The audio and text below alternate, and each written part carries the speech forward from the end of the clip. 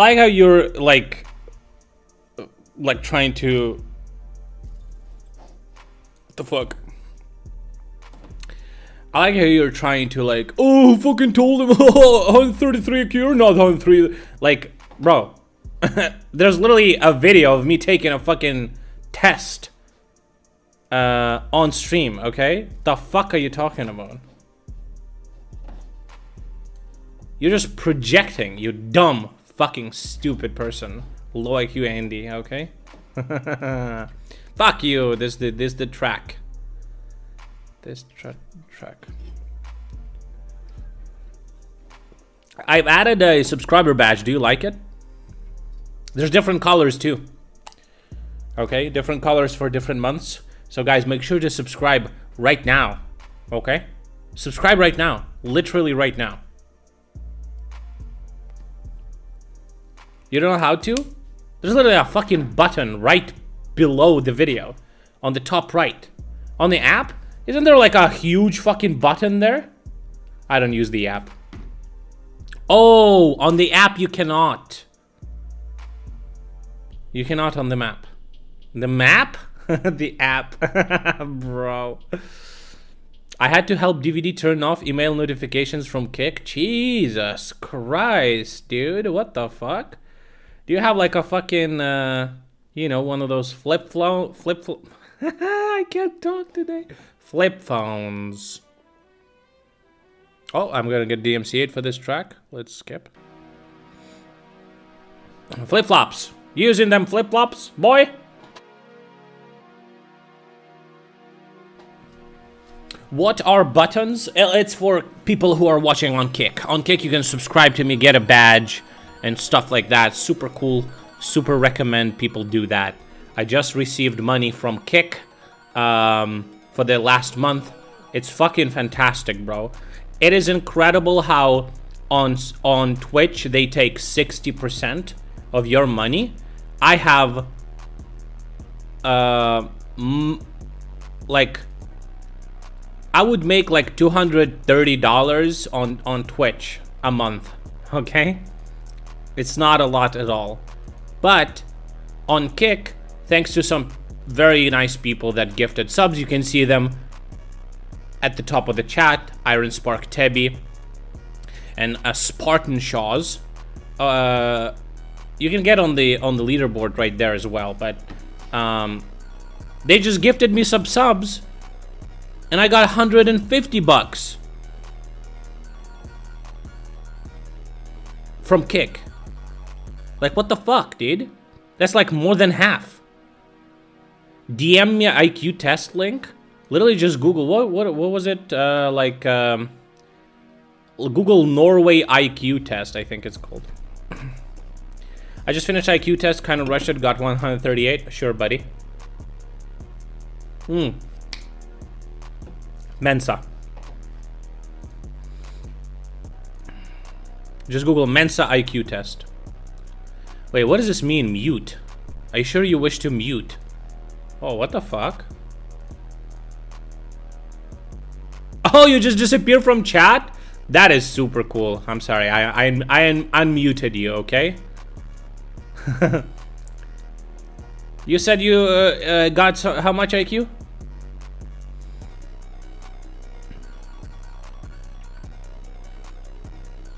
Imagine he tweets at Twitch asking to be unbanned, then sees the pay from Kick. I mean, I still like the viewers, you know.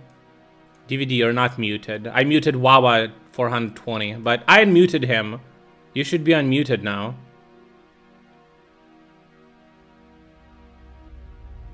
Sorry about that. Wait, can you click, guys? Can you click on anyone's name in Kick and you have a mute button or what? Do you have that or you don't have that? Yeah, you have? Oh, I see. So basically, like, anyone can mute anyone and you just don't see them. Oh, that's super. I like that feature. That's super cool. It's basically ignore, yeah. That's nice. That's cool. You have block or report. It should be mute there somewhere too. There's report, but also mute. That's pretty nice. Destiny has that on his website. He mutes people sometimes, and that's like just Destiny, and the messages in the stream do not show up on the thing there, on the video. Kind of pointless thing to be proud of, but I never blocked or ignored anyone online. It is pointless thing to be proud of.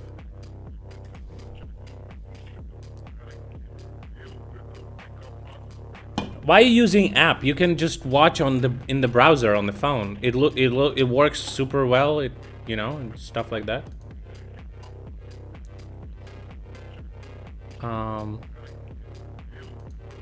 Activity feed. Oh, wait a second. I can. Oh, that's not gonna work, right? Oh, fuck, true. Okay. When I was helping DVD, I discovered that they don't even have a settings options for the app. It just says coming soon. Yeah, it's like the whole fucking kick is in beta right now. Like, I mean...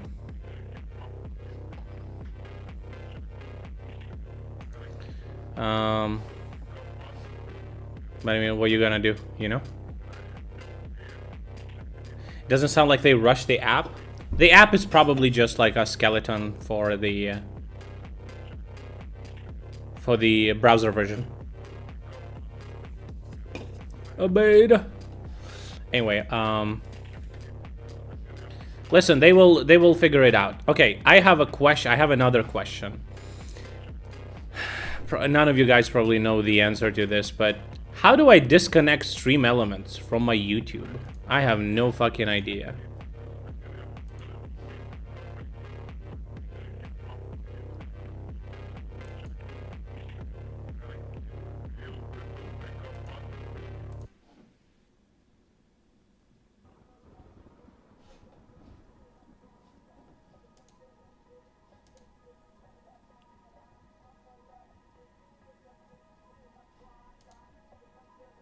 Close your Stream Elements account. Yes.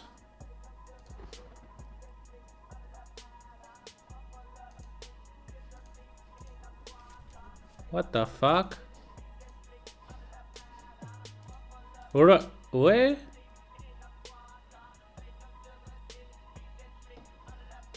I don't even... Oh. Jesus. Okay, I found it. I found it. It's in security. In security settings, not in security. Okay, close my account. This is the...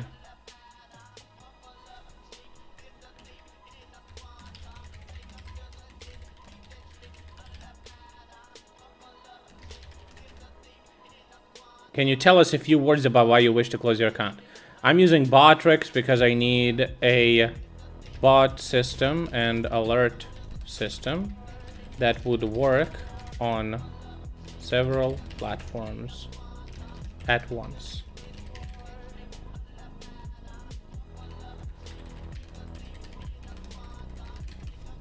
Close my account. And nothing happened. What? Is that real?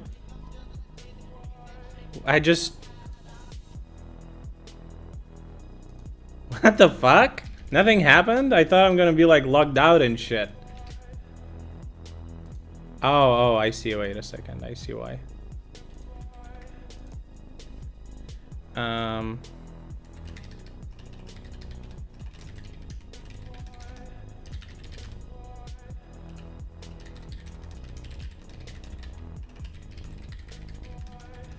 I think this should work.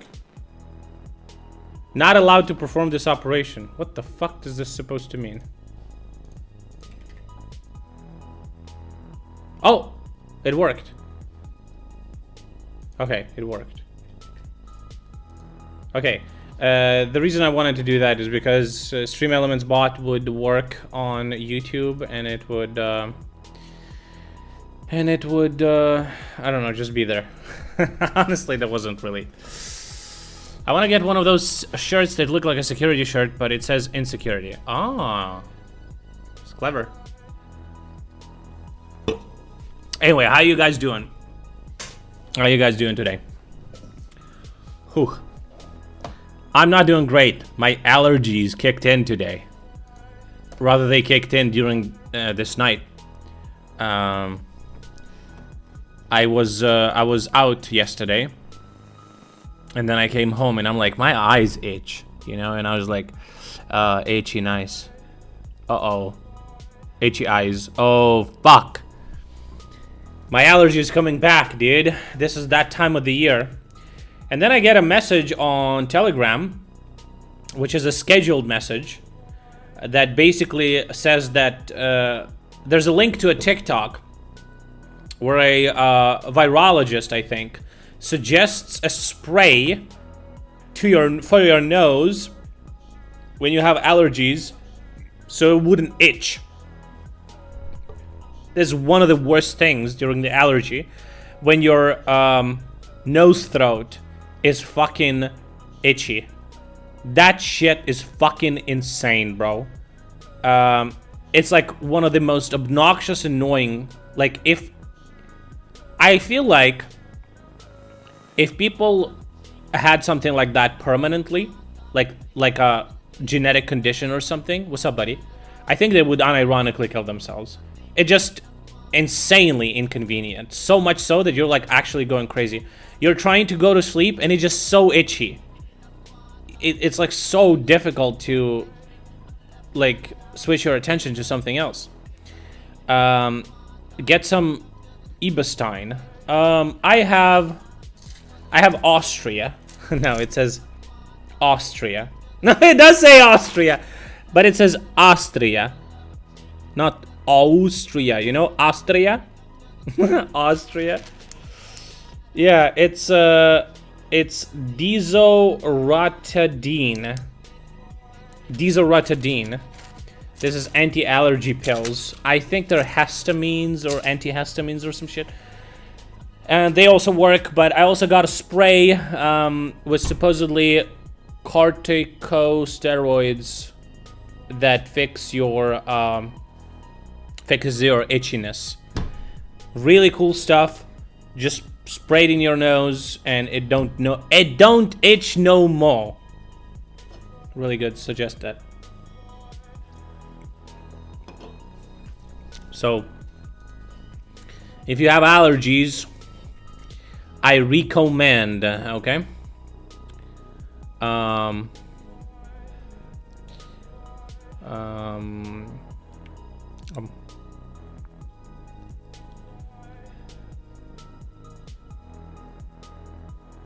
Oh, is this gonna be in English?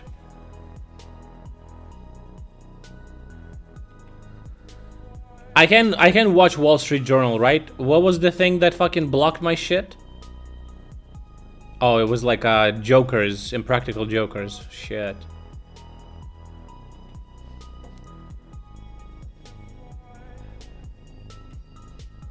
Okay, what the fuck is Twitch this? chat is a place that has a horrible reputation online. People talk about Twitch chat like it's a place where common sense and rational thinking go to die. And I just want to set the record straight right now. That's not entirely wrong. I am sometimes just blown away by the incomprehensible nonsense that I'll read from Twitch chat, and it makes me question how we even got to this point in humanity. Like, I am shocked that some of the chatters can even get to their keyboard with the amount of drool that must be leaving their mouth, trapped in like a perpetual haze of stupidity.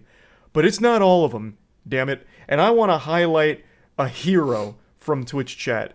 This guy is like the superstar anime protagonist of Twitch chat in my eyes. His name is Ricky, and he's a viewer of mine who is a big fan of the slap fighting content that I used to cover very often. Has he ever read the YouTube comments? He was such a big fan of slap fighting and fell in love with it as a sport that he decided to reach out and actually try to compete in the professional slap fighting circuit. He was doing it not only for himself, but for the hopes and dreams of everyone in chat. So he goes by the name Bayou Bastard in Slapfight Championship, and I've watched him every step of the way.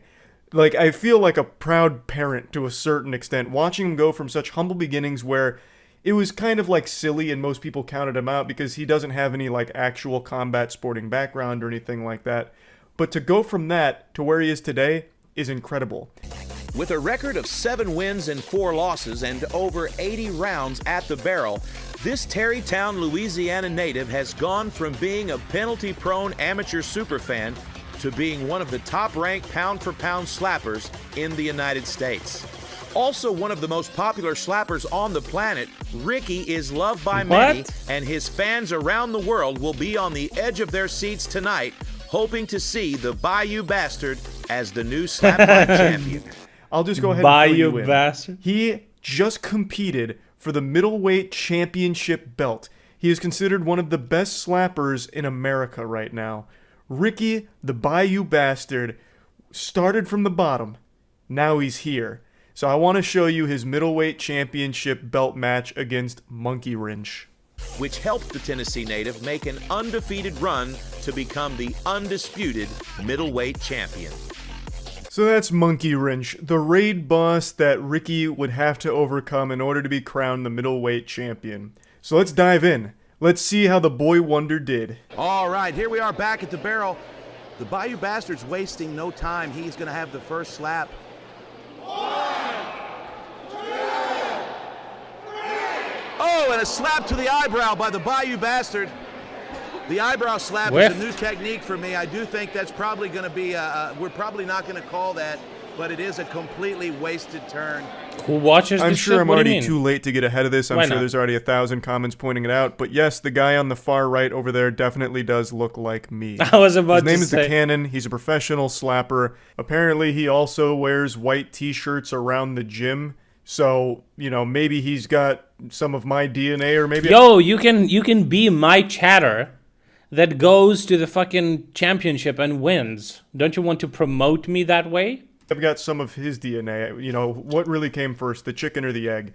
There must be like some Charlie genetic code out there, and we're sharing it together here. Charlie genetic Though I do code? think he got the better end of the genetic bargain because he's built You're taller sharing- than me, there- stronger yeah. than me, with a fuller You guys beard are than sharing me. genetic But yeah, code he definitely between looks each like he other? could be my That's long lost interesting, brother. right? I'm going to need to have a very serious Also known as conversation with my cum mother swapping. about this mystery. But round one, you can see, wasn't exactly the strongest start for Ricky here. 60%. He had a bit of a glancing, wet fart of a blow right to the eyebrow of Monkey Wrench, which isn't really going to do much damage. At Slap Fight Championship when you don't make weight. Oh, a big slap from Monkey Wrench. And Ricky just kind of smiles at him and says, good job. That was a pretty good shot right there from Monkey Wrench, but you're going up against Ricky.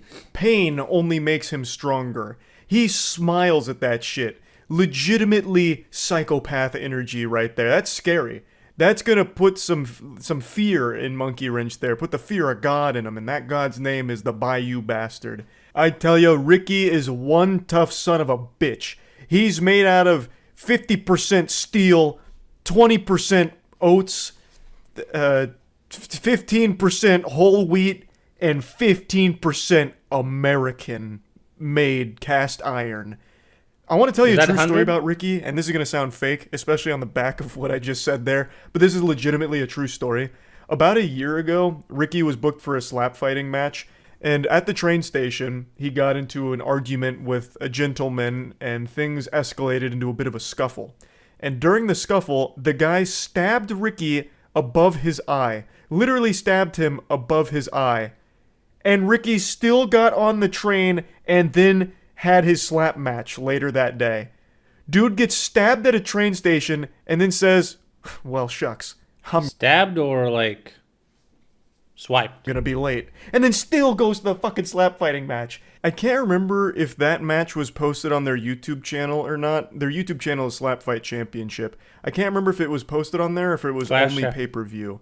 It's been a while now, but regardless, it's still fucking wild. That shows just how tough Ricky is and also how passionate he is about slap fighting.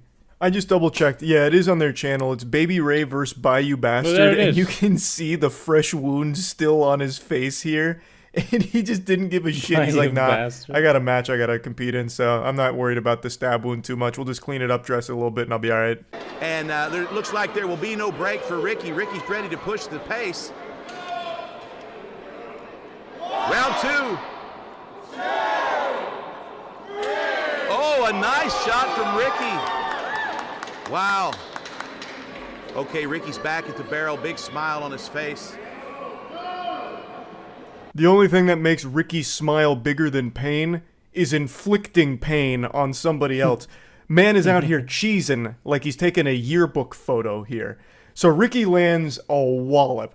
That man rattled his brain on that one. Ricky put...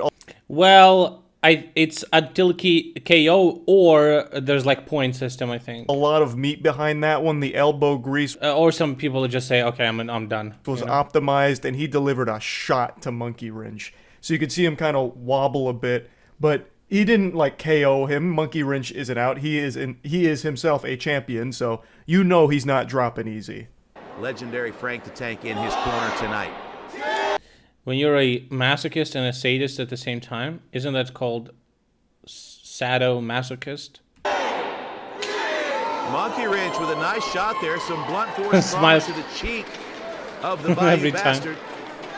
Oh, round 3. The way Ricky responds to getting slapped is the same way I used to respond when my mom would tell me I could have ice cream after dinner. He gets giddy. Like, he gets excited after he gets slapped. I mean, he's excited. He didn't fucking, It's like a got knocked super out. intimidating thing, if you ask me. It's like it's like Majin Buu. How Majin Buu's just like always having fun during like the most intense moments and shit. He's not eating light slaps. Weeb. He's eating nails. Those are hard slaps. You can tell just by the sound that's reverberating at like 5 billion decibels. Like, these are thunderous slaps that Ricky's having no problem with. Pretty amped up. He wants this title tonight. Very excited for the title fight. Round 3. Oh, a big shot from Ricky. Monkey Wrench stays on his feet, but he felt that. Monkey Wrench. Not only did What would be the most ridiculous name for a guy who slaps? he feel that, his whole family felt that. Ricky is throwing frying pans. Ricky's The one who slaps. How about that? hands are coming in like That's not the most ridiculous. a fucking train barreling towards the cheek of Monkey Wrench right now, and there's no brakes on it. He is delivering some high quality The clap back. How about that? damage here with his slaps. He has mastered the open palm technique here, and these are textbook slaps. He's not clubbing, he's not stepping, he's not having any penalties, no violations.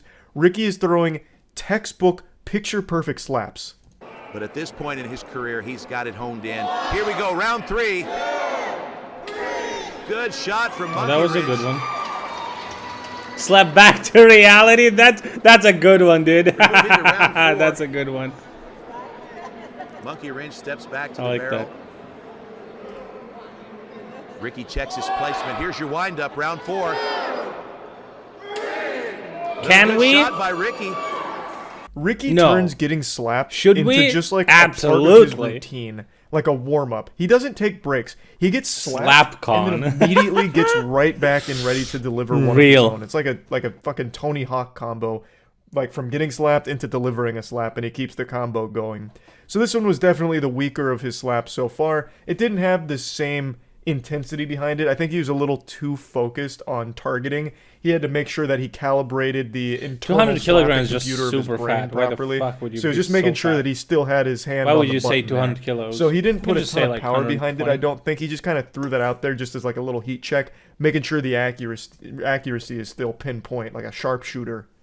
Monkey Wrench, sponsored by Big Boys Barber Company. I'm just kidding. Monkey Wrench doesn't know any barbers. Here we go. Round 4, round What the 5. fuck was that for? Good shot. Not a lot of power in that, but it was a good fundamental slap. For those that don't remember, the commentator and also owner of Slap Fight Championship, his name's JT.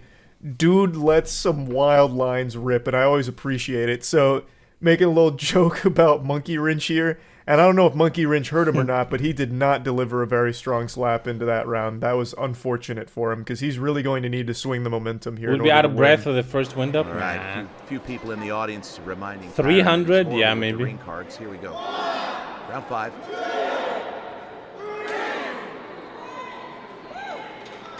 A lot of respect between these two competitors. Now, unfortunately, Ricky also didn't deliver a very good slap here either. He kind of got him with like his fingertips, so a bit of a wet noodle thrown out there, but it happens. Overall, Ricky's landed the more meaningful power Not a healthy shots up sport. till this point, so he's still in Yeah. very good shape. MMA is way healthier, right? And these Did guys they just dial slap back until their one of them power in dies? favor of winning the striking match. Here we go, round 6. I mean, there's rounds, Oh, so... Ricky with some big power there. Turns the head of Monkey Wrench. I bet if we had an infrared camera right here, we would be able to see that Monkey Wrench has hit the exact same spot on Ricky's face every single round within millimeters of itself. Every single one of his slaps is hitting the exact same fucking mark. It's like a scene in every archery movie ever when they're How about showcasing a talented nickname? archer, where they shoot an arrow at a target, get the bullseye, and then shoot another arrow which Palms splits are the sweaty. previous arrow in half and hits the exact same Yeah. bullseye mark. That is what Monkey Wrench is doing with his shots. spaghetti. They're not packing the most power, but like a war of attrition, he's kind of wearing down Ricky's cheek here, like peeling the flesh off, like the exact same spot he is hitting every time. And then Ricky unfortunately missed his mark dreadfully. He got under the chin of Monkey Wrench there, which you can't do. You gotta stay, in the cheek 133 region. IQ jokes? You can't be Don't be flirting jealous. around with the chin here. Which of course he wasn't planning to do. He wasn't going for like a karate chop or anything. It's just he missed. Karate chop? And that was a fantastic Why does he smile slap like by that? Monkey Wrench. Best slap of the match so far. Ricky with a new tattoo representing his MMA team on his right hand.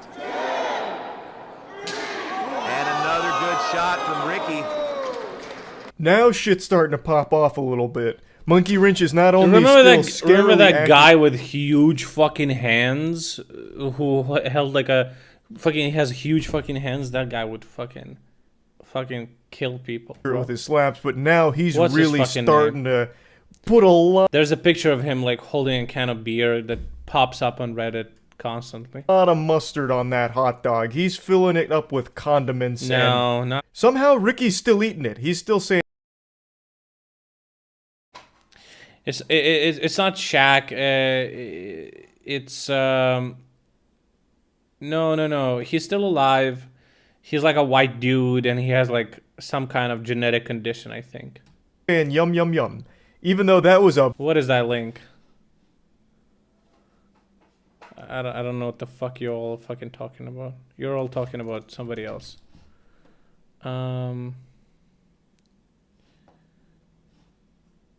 What the fuck did you just link me, bro? Is this allowed on Take YouTube? some of it, so I probably took like 200 milligrams of it, and then Do your bikini off. First message. Okay. Guy with big hands.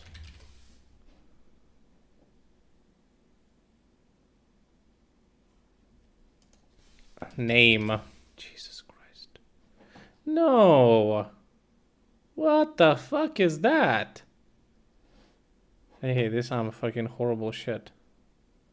No. It's the famous, maybe. I'll add famous. Oh, this one. Jeff Dabe, professional arm wrestler. This guy.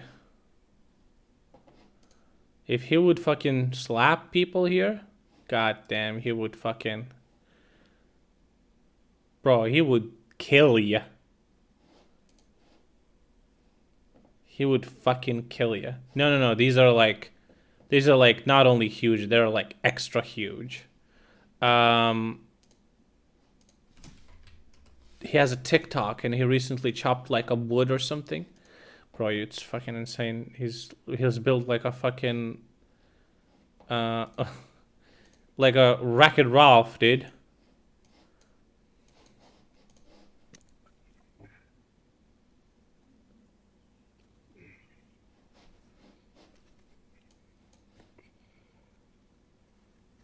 One more for good luck.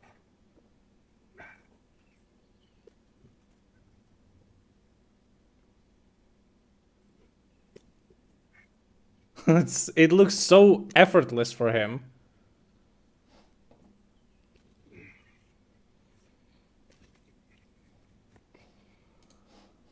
Are you ready?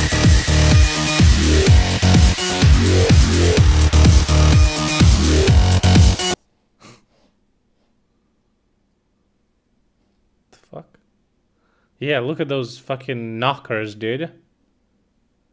Anyway, he should slap.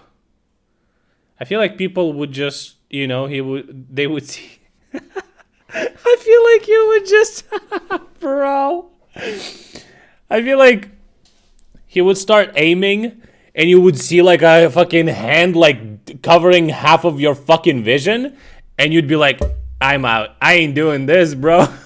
It would be like every time he would like aim to your face, you would hear the fucking wind, okay? Oh my god. Yeah, and people would just give up, bro. They wouldn't fucking go for it. A booming shot from Monkey Wrench onto the cheek of Ricky.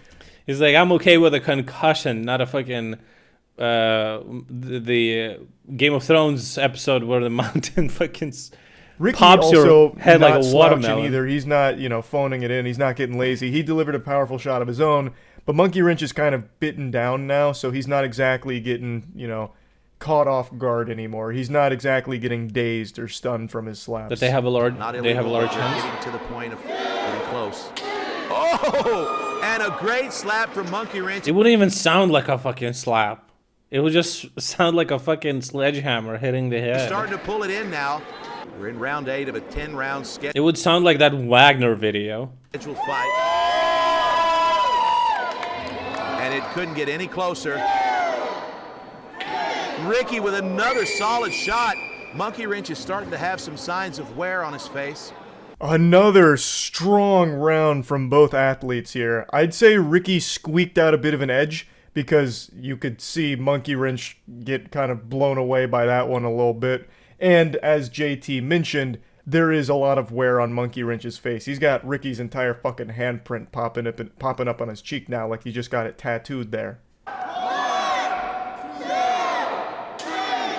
Okay, a little bit of a flinch by Ricky, but I don't know if they'll call that. I don't think it made a difference in the power of the slap. Check his placement. Why is it? I just noticed that he slaps with his left hand. And another good slap. You can see just a little bit of blood. Monkey Wrench says that was high. We're going to check the replay here. Okay, we're taking a look at it. It's not a penalty. The heel of the hand did not extend deep enough for that to be a club. It was a little bit high, but it wasn't deep enough to do damage on the level of a club. So it looks like some conversations are happening here. Ricky's still feasting on slaps while also still sending a few of his slaps of his own back to the kitchen for the chef here.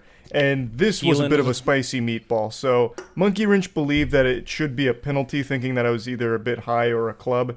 So after going to the replay, the judges concluded that it was a little high, but not too high. Like it wasn't, an illegal height away from where a slap should be. And he also didn't hit him with I'm invested the heel in of this. his Who's hand gonna here, win? which would make it a club, which is illegal. You can't fucking palm strike someone like you're playing the monk class in an MMO. You have to like actually slap.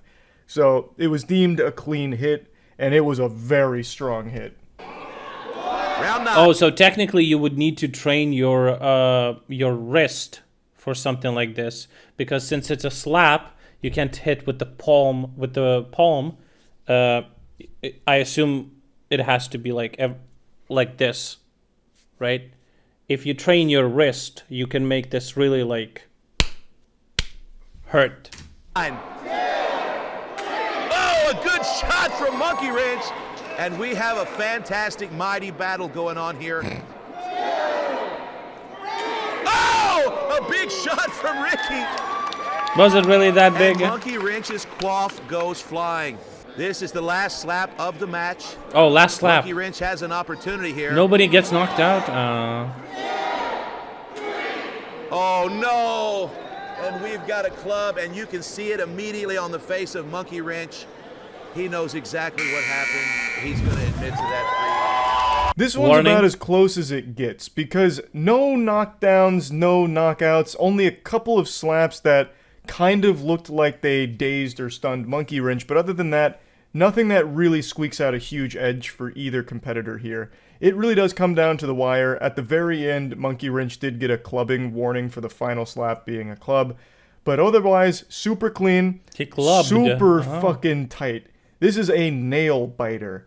So, let's see if Ricky did enough in order to win. In my opinion, I think Ricky takes it just because he did land more power shots, but Monkey Wrench did have a huge momentum swing where he was the one landing most of the power shots. I just don't think they did Do you have a video of that? as much damage as Ricky's did. And your winner, by split judges' decision, and new Oh my gosh! The Bayou Bastard doesn't even realize it yet. He is the new Slap Fight Championship middleweight champion. Holy smokes. A quick show of sportsmanship here, but I can see on the face Don't of go Monkey anywhere. Wrench, he is furious with Ricky, himself. stand right here. Wow. You have become the Arthur Walczak suffered a brain bleed during a match and died of multiple organ failure in November 2021. Damn, can I find the video of that?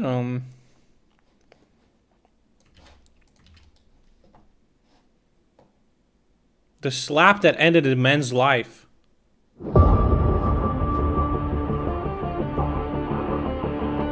Jesus fucking Christ, these guys aren't supposed to do this shit.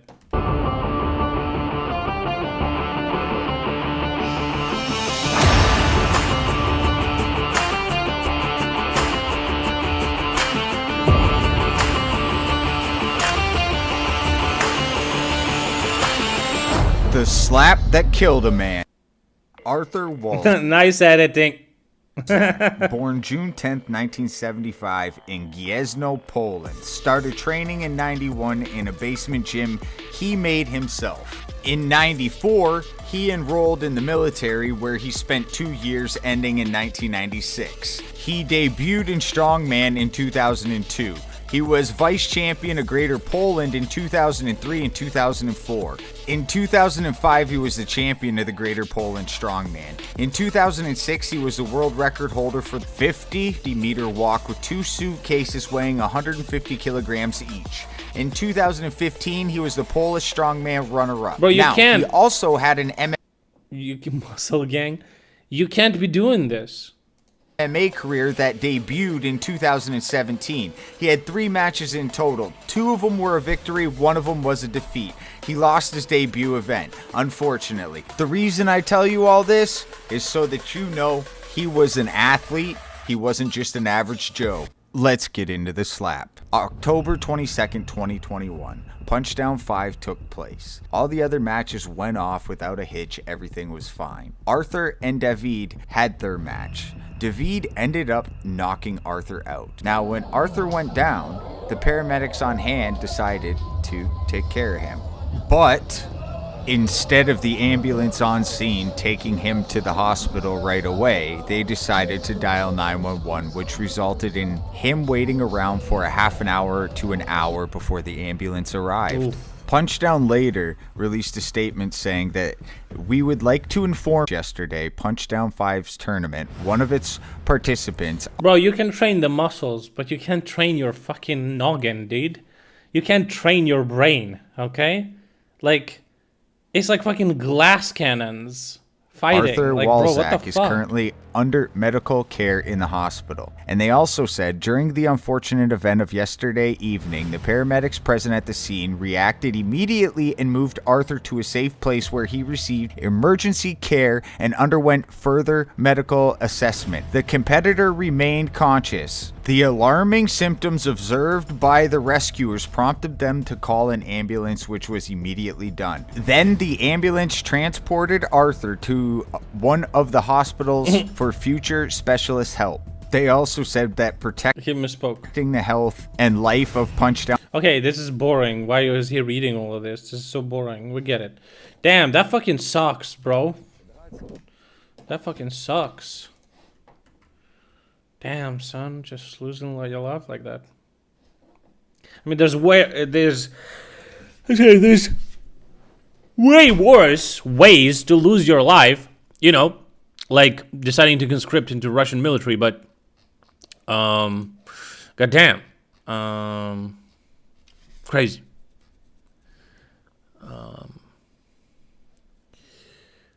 Interesting. Ooh, Ukroboronprom is 65th in the top 100 military defense companies of the world. Compared to the last year, We went from 89th position to the 65th. Oh, that's pretty cool. Yeah, the big guys are it's too much. You got a new match? Tinder! Oh my god, guys, I got a new... Oh, shit. I got a new match from this girl. Listen, I like chicks with short hair, okay? I just like it. I just like that. I thought she's pretty cool. Is she cool? Does she look cool to you guys? She looks fucking crazy to me.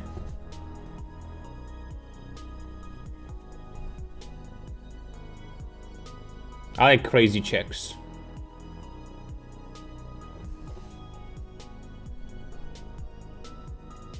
She looks like she owns a strap-on. No, I'm not into that, but, you know, thanks for the offer. Showing Tinder matches on stream? Bro, I have so many. I don't want to brag, but, you know. As soon as I put my IQ in there, they were like, damn, you know? Go for it. Of course, I mean, yeah, I'm into it, okay? But it's been 10 minutes ago. I'm not gonna say anything for a couple of weeks, and then she looks like she'd want to tie you up. I hate that shit. Didn't I tell you? Not you. What the fuck? Didn't I tell you before? No, I said that on stream before. I don't like to get tied up. My brain just goes, you know, I operate on a different clock frequency, okay? So my brain goes into weird fucking tangents, okay? I think that I'm gonna get stabbed or killed or some shit. Yeah, people know that. Yeah, I had a blindfold once while I was having sex with this chick, and I thought you're gonna, like, I don't know, put something in my ass or steal my wallet. I don't fucking know, man. Whatever.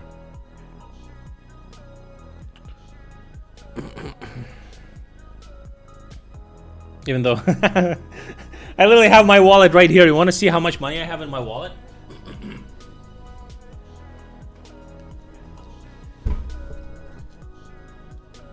Oh, I have... Whoa! What the fuck? I didn't even know. Bro. What the fuck? 100 buckaroos. Right here. I didn't know it was a chick. What? What do you mean by that?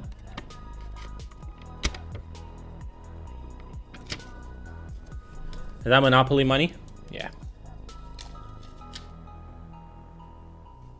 Rich bitch. That's me. Damn, I guess she... You were blindfolded? What do you mean? Like, I was blindfolded for the whole way through?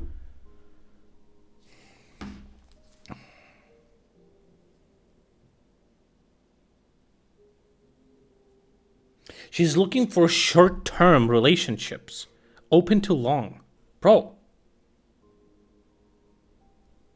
Great stuff. She says, I'm good girl. I don't drink. I don't smoke. I'm indifferent to sex. Sure.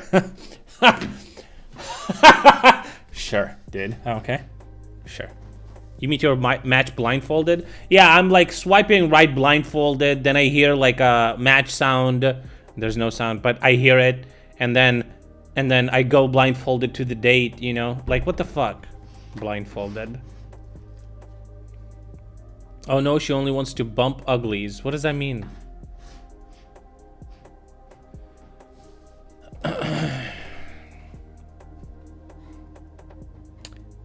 She only wants to bump... Oh, she only wants to have sex? That's fine. That's fine with me. I'm not looking for fucking relationships.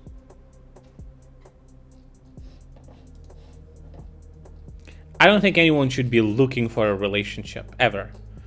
It kind of comes, you know, on its own.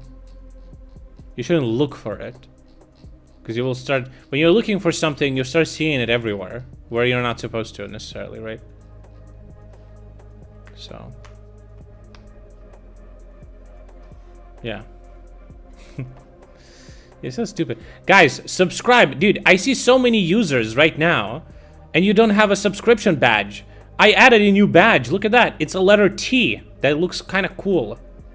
Come on, subscribe. Why don't you subscribe on Kick? We're gonna have a message here too when you do that. That's cool. Go ahead.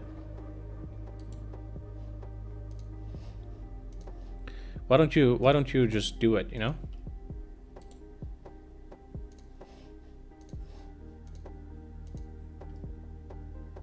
My card doesn't work on Kick? How? What? Why? It should work.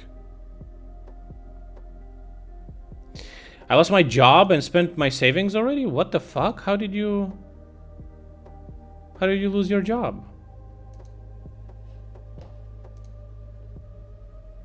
That sucks, man.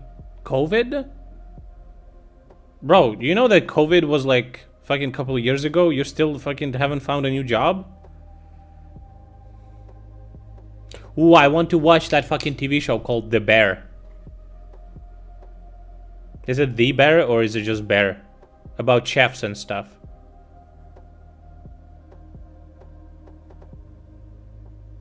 I don't want to do that shit again?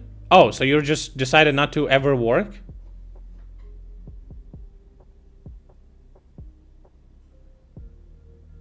Chad, just say you're too cheap. What the fuck, bro? Trying to switch what I do? Okay, so what do you do now? You said that you don't have a job still. Is there no way to subscribe with PayPal? Don't you have a credit card or debit card? Seriously, you don't? You just have PayPal? That seems so weird to me. No, unfortunately, you cannot subscribe with PayPal. Not yet. But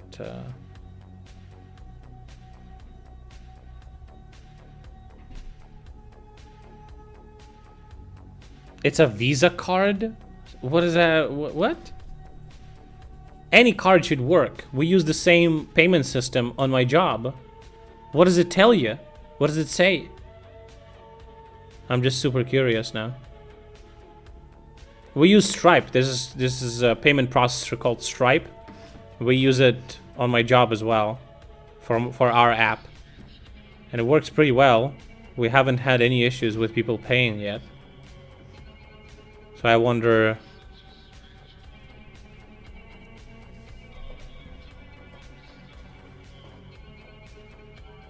Are you sure it's not like expired or some shit?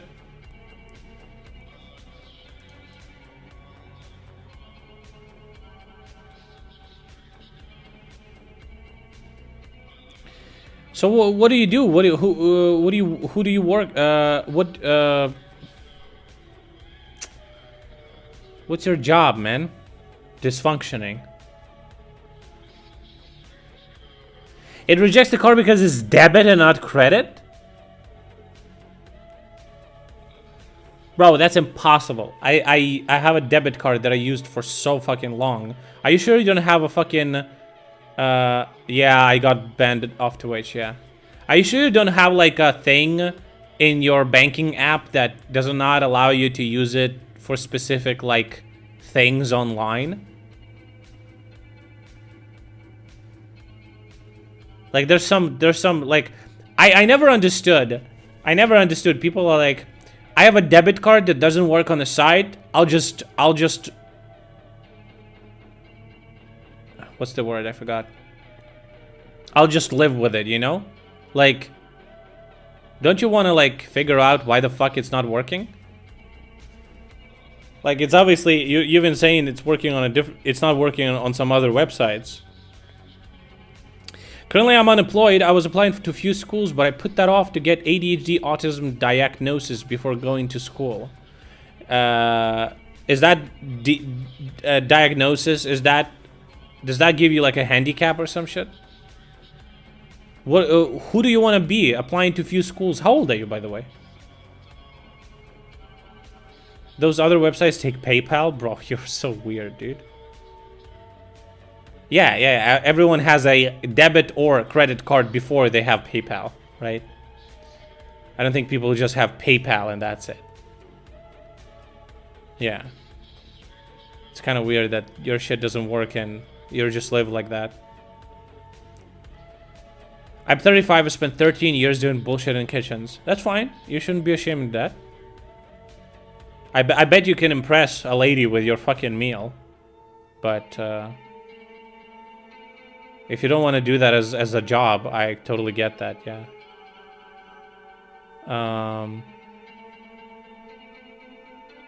So, what do you want to do now? Why did I get banned on Twitch? Do I know? I think I have an idea. I think I said that fencing girl should get fucking stabbed by that other fencing girl. Sorry. That's very clever.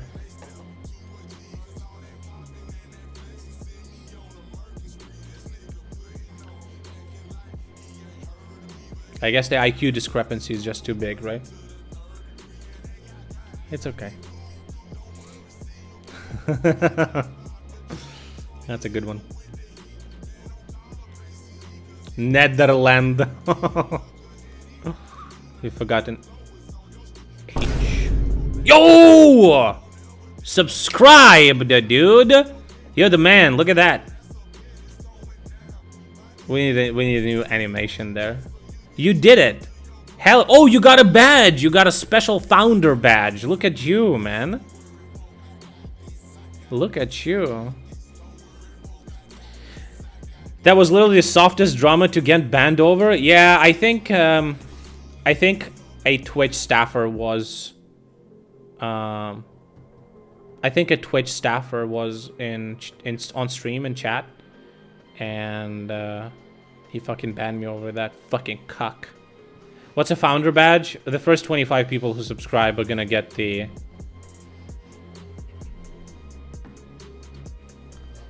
I think you should have... Oh, I actually don't know. Let me check how many of those left.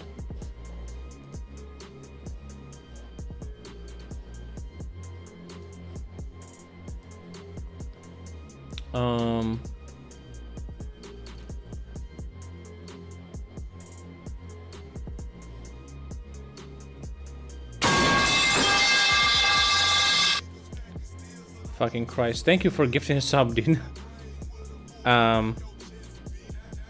Jesus.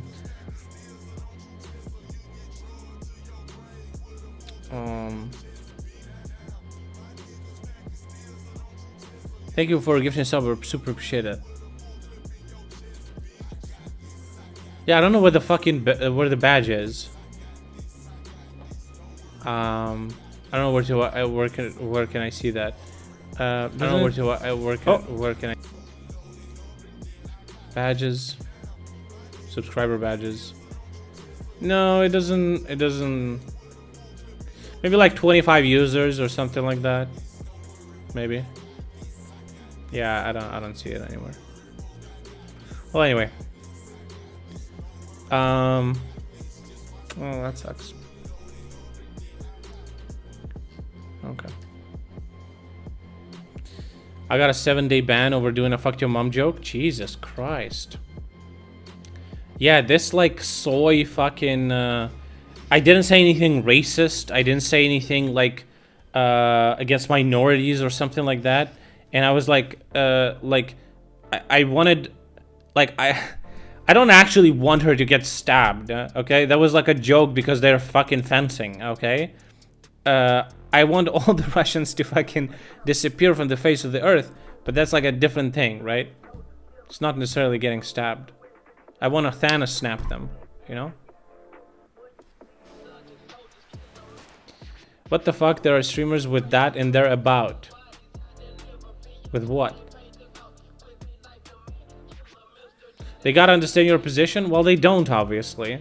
I suspect it could have been a Russian, like, piece of shit fucking Twitch mod, Twitch staffer. I wonder if they still employ them.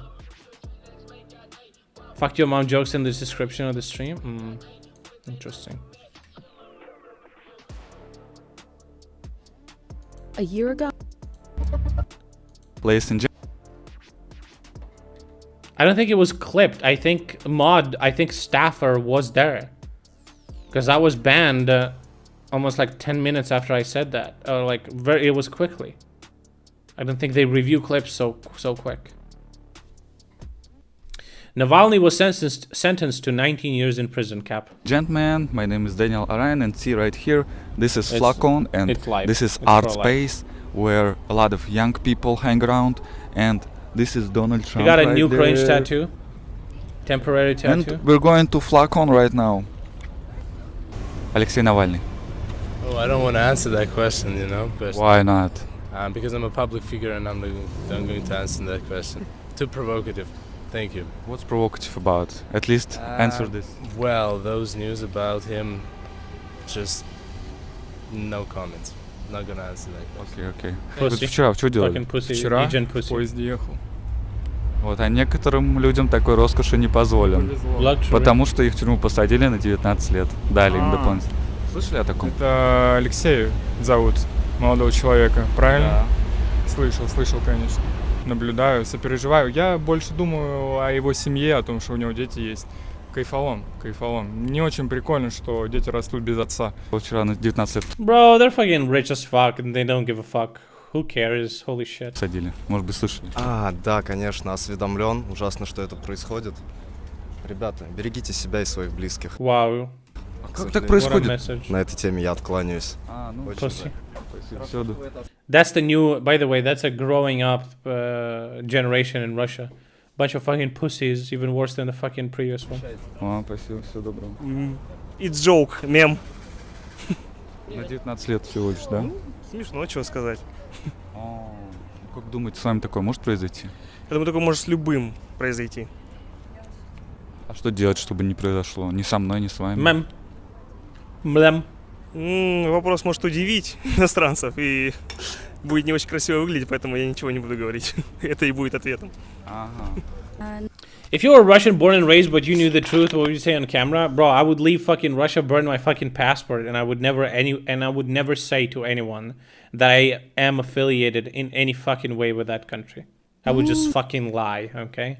Честно сказать, я в политике вообще не разбираюсь и не интересуюсь, поэтому, наверное, равнодушна абсолютно. Хотите сказать, это политическое дело? Политически заключенный? Ну, я думаю, да. А вы думаете, нет? Да, это очень печальное событие, действительно, очень, да. Насколько я рискую, когда делюсь своим мнением. Из зубов языки, знаете такое выражение? Да, знаю. Как правильно, в принципе, высказался сам человек, который получил этот приговор, Алексей Навальный. Я не Владимир Путин, я могу называть его имя. Это все, конечно, акция для того, чтобы запугать всех нас. И даже, в принципе, как видите, это работает. Я переживаю насчет своей безопасности, да. Но на самом деле, наверное, не надо этого бояться. Я не знаю, что с этим делать, но все, конечно, глобальная акция устрашения. Это очень печально, что ведется политика такая в нашей стране. И я даже не знаю, что с этим делать. Ну, это жестенько, конечно, но не надо было играться так жестко. Он ничего не сделал. Он, кроме как говорить, ничего не делал. Тут, получается, он игрался, его посадили. А вот смотрите, у нас сколько? 140 миллионов людей. Можете вот сказать, что нужно делать, чтобы не посадили вот как нам? Жить правильно. А как это? А у нас уголовный кодекс, там все прописано, что можно делать. Bro, but you're saying you have laws, but these people are getting jailed and killed like Nemtsov. Outside of the law. Что нельзя делать? By the government. Вот и все. Ну и лучше вне политики быть. Да нет, хочешь быть в политике, будь в политике, только будь в пределах рамок закона, которые What law did he break again? установлены, и все. Так в любой стране живут. Did you see Navalny team responded to the news by shouting "Free Navalny" hashtag on a building in New York? I didn't see that, but that's like, bro, that is so pointless. Holy fucking shit. Парень заигрался, посадили. They're trying. I understand what they're trying to do. They're trying to like make people pay attention to that, but nobody gives a fuck. Заигрался? А что он сделал? The reason Navalny is Navalny and Russian what are they called? Liberals. They're fucking pathetic. They're weak as fuck. They have. I mean, Vlad shat on them relentlessly. It was pretty. I would agree with every statement he says regarding them. They have no political message. They have no political will. I mean, they have political will, but that's about it. They don't do anything. They miss a lot of opportunities, and they cannot act. It's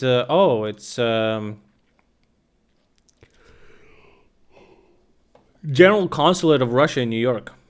Wow. You just got the mail that I'm streaming? Just not right now? Damn. Bro. It's a little bit delayed, you know, by 1 hour. Год назад, или сколько там, 2 года уже прошло. Митинги проходили. Митинги, да, которые проходили. Ну что, молодняк вывел.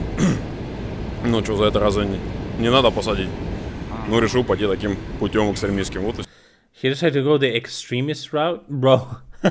Peacefully protesting is extremist in Russia. According to their own citizens. Вся история. Ну, понятно, что власти это не нравится. Вот и все. He has 19 years. So how do you feel about this? I don't care.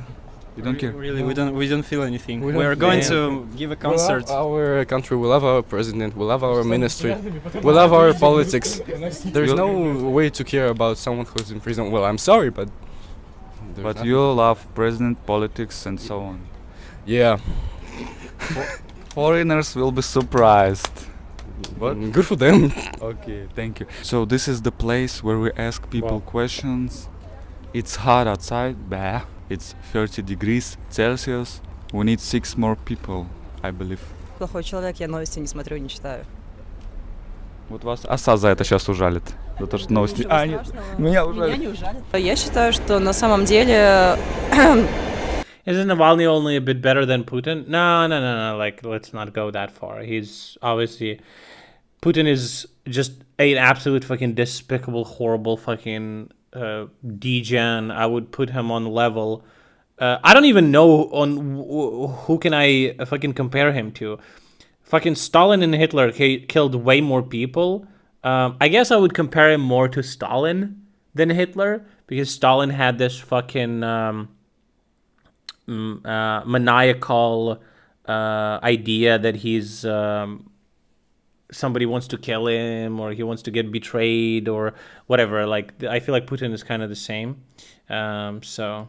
В любой стране. And they're just acting like super selfishly and stuff. Может быть, в том числе в России, политически заключенные, хотя бы потому, что есть люди, не согласны с той или иной политикой. I don't think Putin wants to be Stalin, but he kind of is.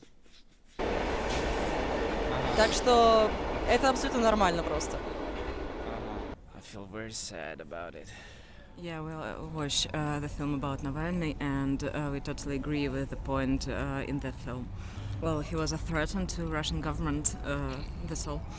Do you think our government is that bad?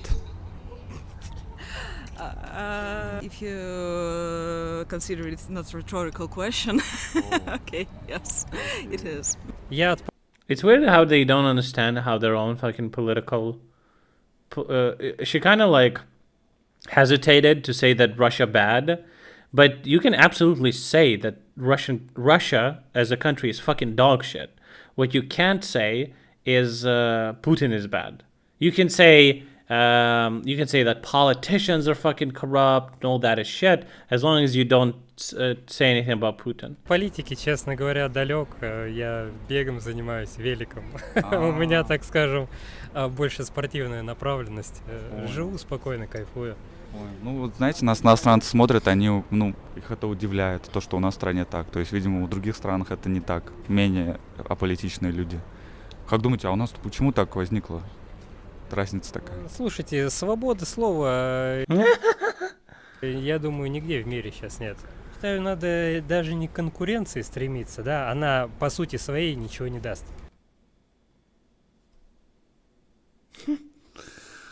What is this blood blabbing about, Это конкуренция.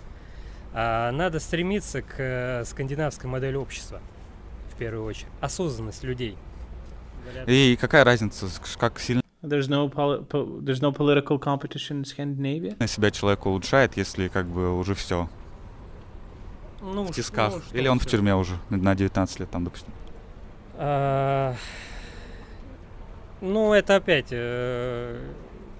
Что будет завтра, вам никто не скажет. Ни один человек вам стопроцентный прогноз не даст. Те люди, которые знают, что будет завтра, они этим пользуются. Bro, they don't even know to. Okay, nobody knows. Nobody knows. Никому ни о чем не говорят. На мой взгляд, сугубо личный взгляд, да, Северной Кореи второй не будет. Здесь. Вопрос про то, улучшать себя, что будет с государством. Так ты попробуй улучшить себя I don't сначала. think И ты, that может he быть, did yet, через but другую призму could be. I'm not sure. взглянешь на это государство. Позвольте, вот прибью эту тему немножечко ушли. Вот нам иностранцы все-таки пишут то, что там за свободу нужно бороться, все такое, за счастье. Их конкретные методы. Yeah, what did Putin did good or bad? Я предлагаю начать себя, What good Putin did to Russia, but he увеличить didn't say поднять свою осознанность, поднять like свои компетенции, specific question about достойно if they like трудиться, or достойно dislike Putin. отдыхать. И тогда цепи, достойно может быть, мечтать. тогда цепи, может быть, тебя снимут рабские. Ты их в первую очередь с себя снимешь. Их в голове очень много, этих цепей. Надеемся, то, что рабовладельцы тоже начнут себя и вот. Конечно. Навальный, это, как его, его как звать? Алексей. Алексей, Алеша, выйдет человеком будет, понимаете? Спасибо нам еще скажут, что говорите, посидел, его охраняют, кормят, рукавички. The fucking boomers, dude, with the most degenerate takes, bro. They're like also wrong, but just like in a completely different, like, Что pathetic еще надо для way. на курорте? А за что его туда? За что? Говорится, знали бы за что, говорится, больше дали, а так не за что. Все 19 лет. Так что, говорится, Алексею большой привет, пламенный передавайте, говорится, от нас, от всех россиян. Пусть сидит, шьет варежки. Приобретет новую специальность. Понял. Спасибо. Спасибо. Все добро. Wow. Еще два человека. Wow. Oh, wow. What's this now? Uh-oh, no English.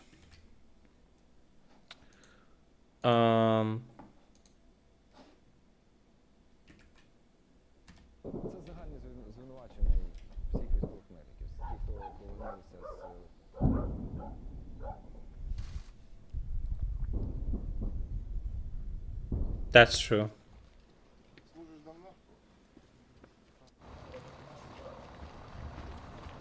What's your opinion of the guy who got locked up? Navalny? There's no good Russians. Okay. That's my opinion.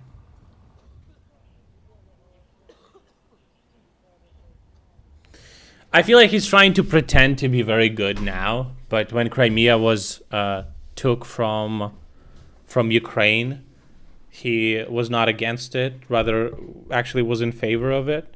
So I don't know. I know people can change their opinions and stuff, but that kind of tells you about what kind of person you are, you know? Як з вами поводилися? Особливо жорстоко. Це можна, так, якщо в двох словах, то це особливо жорстоко. I mean, he obviously like believes in his cause, right? He hates Putin, and the problem is I don't know how much he hates what Putin stands for, right? Obviously some things, but not others. So Це постійно. I think he would be better than Putin, but this political situation in Russia does not have any options for him to be instead. So. Моральні утиски, це постійні фізичний вплив. А також Well, not anymore. He flipped his opinion для on того, that. щоб But he did say that previously. Свою перевагу над нами. Вони це називали перевиховування. Вони завжди казали, що ми русские, которые неправильно воспитаны. The war wouldn't end if Navalny was suddenly president? I think it would, yeah. Ну, якось так. I think you will need to try and find a person who would not end the war. Від них це звучало. I think there's a very, very high likelihood if anyone is going to be president other than Putin, then the war is going to end. Были джавелины, были НЛО. Да. Когда пришли? Не знаю, не знаю. Мене постійно звинувачували в катуванні полонених армії Росії. Ну, казали, що я займаюся виготовленням та збутом наркотичних речовин. А також звинуватували мене в торгівлі органами. Причому ці органи я брав безпосередньо з полонених. Like what organs, bro? They're orcs, they don't fit humans. Армії Російської Федерації. Це загальні звинувачення всіх військових медиків. Не знаю.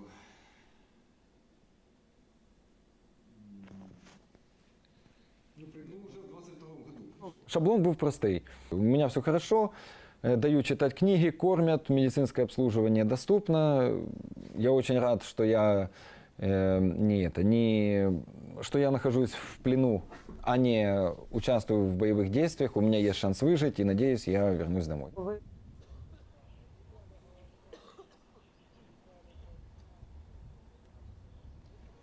Слава Україні! Героям слава! Ми всі виглядали як звільнені з концтабору, там, Освєнцима, наприклад. І я зараз дивлюся на тих, хто повертається, хто там розповідає, скільки хто втратив, то я ще, відділився легким іспугом, як кажуть.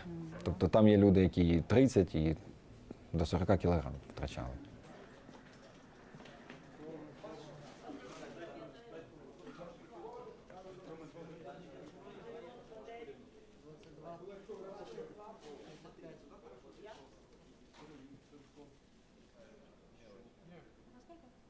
Thank you for your protection, it says.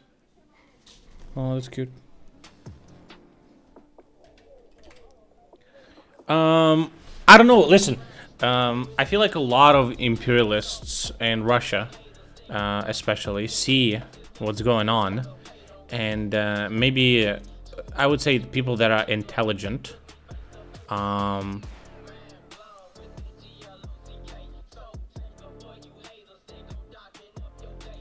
maybe they, you know. I don't understand how you can be a smart person, see what's going on, and not make an extension to this system being like, fuck, I just had the word and I forgot it. Unsustainable. It's just unsustainable. The amount of resources they need to spend to wage a war, the amount of gambling that you're taking with your country and with the other, like the amount of lives that die in the process,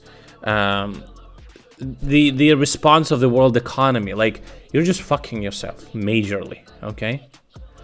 What Russia did in 2014 was, I don't even know, it was a miracle, okay, that they were able to pull it off.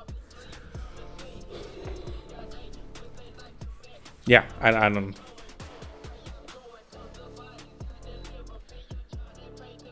I wouldn't say that shit like that can happen twice in a lifetime, okay? Okay.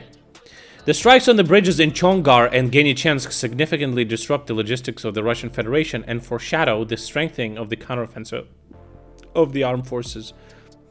These two bridges got shot. There's a problem of using them. There's a problem of using Crimean Kerch Bridge. So there's issue with supplying this, like an artery that is being tightened and tightened more in the south while we are advancing. An attack on the ship as well to disrupt their shipping. Very nice. Reminds me situation over Kherson.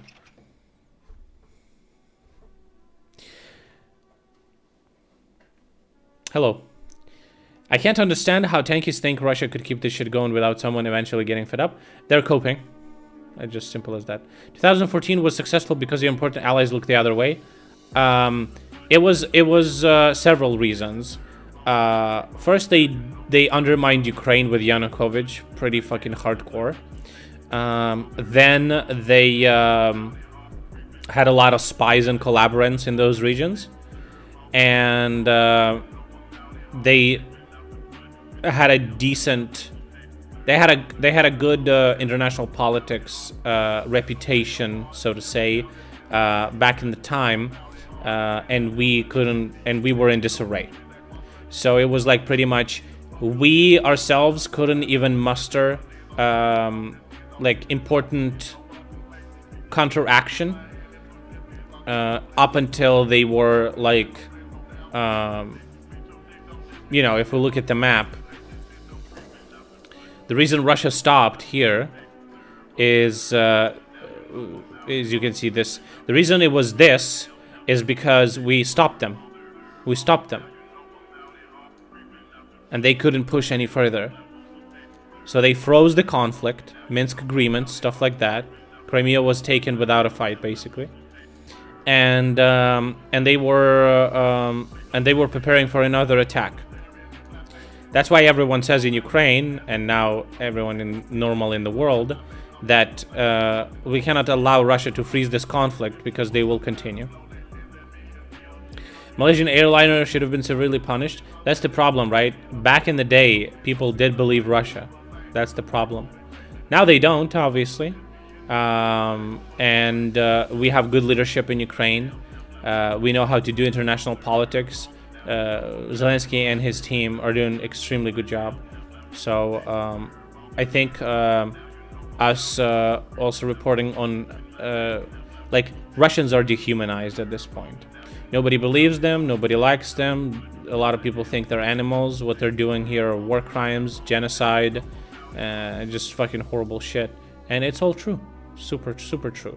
But back in the day, like, only a small amount of people saw what they were really on the inside. So I guess they kind of revealed their rotten core, and now everyone just like understands with like, it doesn't matter how unreasonable you want to be, Russia won't be. And then more and more people are like, okay, fuck, I'm tired of being reasonable with them, let's just fuck them over, you know.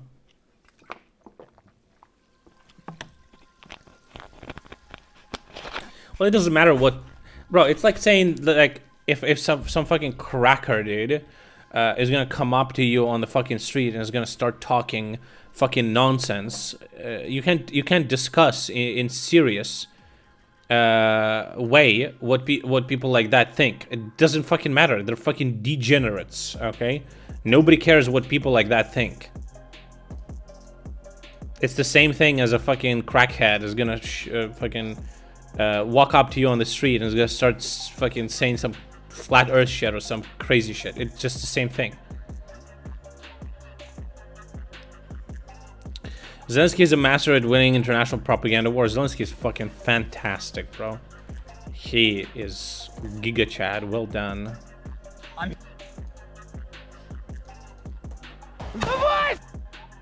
Alright, here's what we're gonna do, okay? I have two videos that I thought we should watch. They're pretty long. So I'm gonna play Diablo 4 and we're gonna watch the video at the same time. If there's something I have to say, I will pause the video and say it, or answer some of your comments. I still talk to some Russians. You even have this Russian on Kick who blows up local recruitment officers in Russia. What? Blows up and streams that? What the fuck? Nah, shit. What the fuck are you talking about? I misunderstand?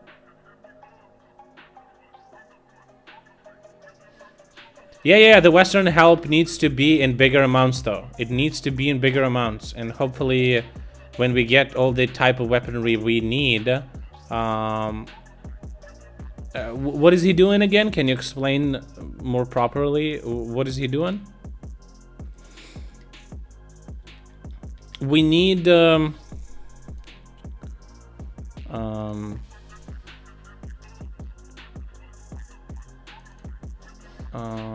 we need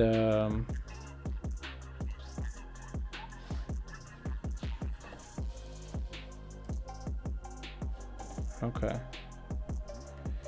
We need different types of weaponry, and wait. Okay. That's better. We need Jesus, give me a fucking second. Okay. All right. Is this good? Is this you can see this, right? We need all different types of weaponry to wage effective war. But at the same time, we also need a lot of it. So I think when the steps are completed, where we pretty much have all the types of weaponry that we need, maybe we'll start pushing in the quantity sector, right? But then again, I'm not really even sure about the quantity.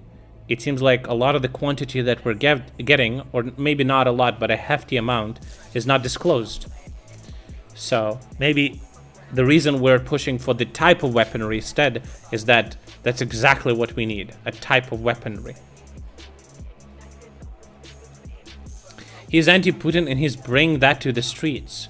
Like he actually is just streaming Fagin streams.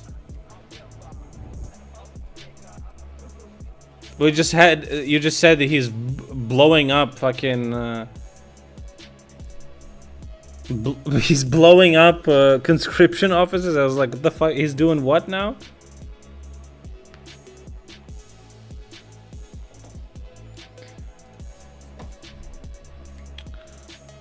All right.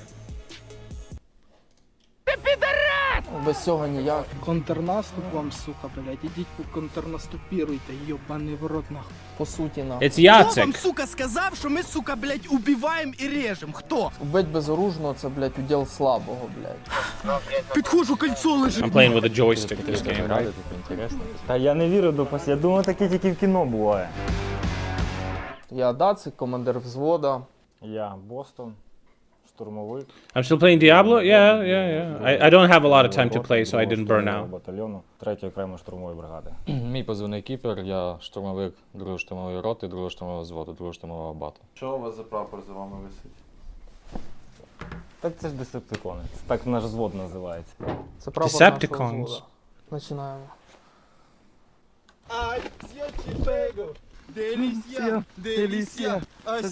I don't buy those arguments, I'm sorry. Це, коротше, у нас старт.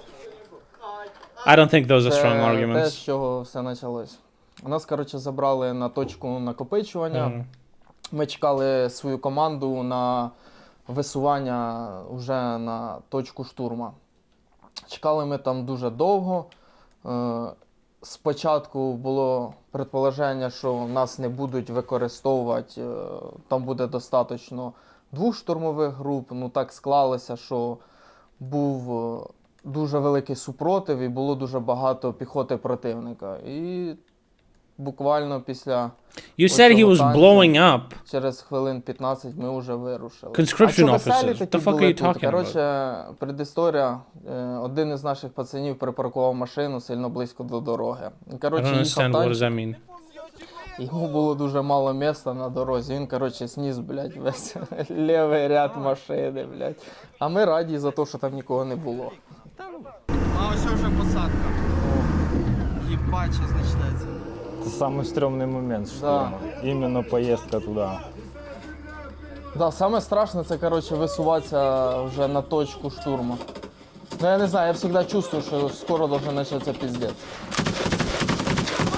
Ось газ відпрацьовує з кулемета. З фразою «Добрий ранок, суки». Damn, bro, what the fuck? А я, коротше, пацанів підганяю. No, Russia does not shell that much, no. Тому що на третій місцевості They were at some points. Небезпечно. But not anymore. 60k was like the peak of the war. Which was back in the Lysychansk and Severodonetsk в принципі, days, yeah. суть цього виходу така, щоб насипати максимальну плотність огня, так, щоб ніхто навіть не вздумав виглянути ніоткуда. І ми після того у пленних спрашували, пацани, як вам штурм? То вони самі казали, що ну, то есть, стріляє все на світі, ми не розуміли, що де откуда, пошкірились в бліндажах. Але каже, я не знаю, з чого то стріляло, але воно навіть дирки в бліндажу нашивали, то наш наводчик з бронебойними ліпив по бліндажу. Тобто, то, що ми хотіли, те ми і создали. Yeah, the people don't realize how Всього, bullets penetrate. Bullets penetrate як ми really тільки well. вступали в бой, нам сказали, що там сидить Decepticons, 5 чоловік, yeah. і вони дають супротив, бо вони It's like their little squad. наших пацанів з 4-го взвода багатьох поранили, в них були по 2, по 3 кульових поранення. І я прийняв рішення, що нам треба сразу після висовування вогневий контроль устроїть і швидко по одному забігати в посадки. Я сразу в свою 8-ку поділив на 2 підгрупки по 4 на правий, на лівий фланг. 4 поділив по 2, і вже 2 ми рухались типу клина. 2 двойки по правому флангу, 2 двойки And по we are лівому. also attacking their warehouses and supply lines. Двойок So, yeah. чуть-чуть на откаті метрів по 15 і ближче до середини, ну не всередині. With more and more time, it's getting more and more difficult to середина them. посадки займається кулеметник. For Russians. І для того, щоб запобігти And we're getting more and наших more stuff, втрат, so. від ворожого кулемета, ми тягнулися. Again, it's just a matter of time, but obviously everyone wants this to end Без цього ніяк. quicker and quicker. На связи, Дацик. ПК економив! Продвигайся, пацан! His fucking voice is so high, dude. Там їх було дохуя. Unique. If he's in the video, you know that right away. Дуже довольний був роботою наших 2 кулеметників. Фанти з М249 Фанта? і Гаса з ПКМ. БК економте, не всі стріляють! Напроти Емки посередині! You can hear him in the back there. І бліндажі зачищати, і гранати закидати, все на світі. Ну їх треба постійно було їм кричати економте БК, бо іноді вони дуже увлікалися, блядь. А в першу чергу треба дійти хоча б до першого опорного пункту, щоб його зачистити, і тоді вже поповнити підерським БК.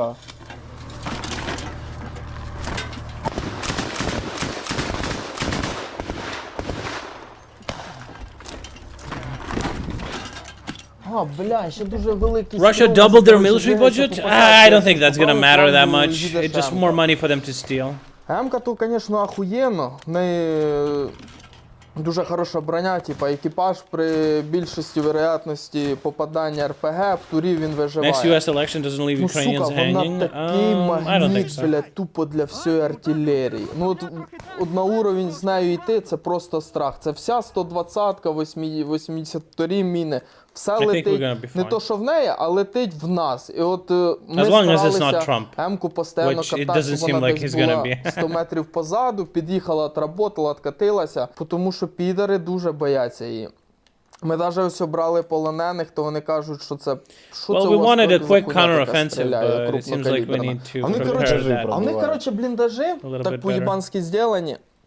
Коротше, вирита яма, ну, типа, бліндаж, там 2 кімнати, і вони, коротше, оружейним, ну, з ящиками з-под БК робили ще десь отакий уступ, в один ряд ложили бревна, і, коротше, як навідник МК спалював цю всю конструкцію, і він оце під ті ящики шив, і воно ці всі патрони залітали прямо в бліндаж, і вони не знали, куди діватися. Я гранату кину! Давай! They had a Ось portal cover. перва полетіла з розгона. Обходимо справа і слева, бігом!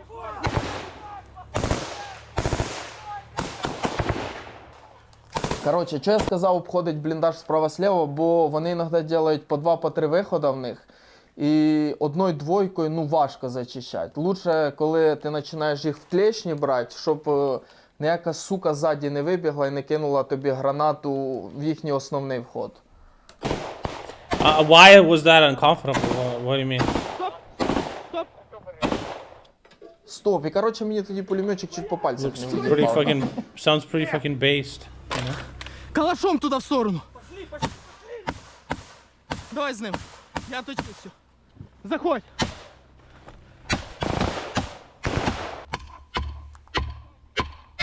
Бля, хатки люблять рить піздець, нахуй. Такі нори, як миш. І двохкомнатні квартирки, і однокомнатні.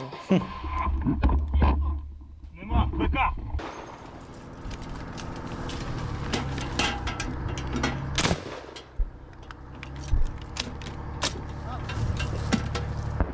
Стреляй, стреляй, клин!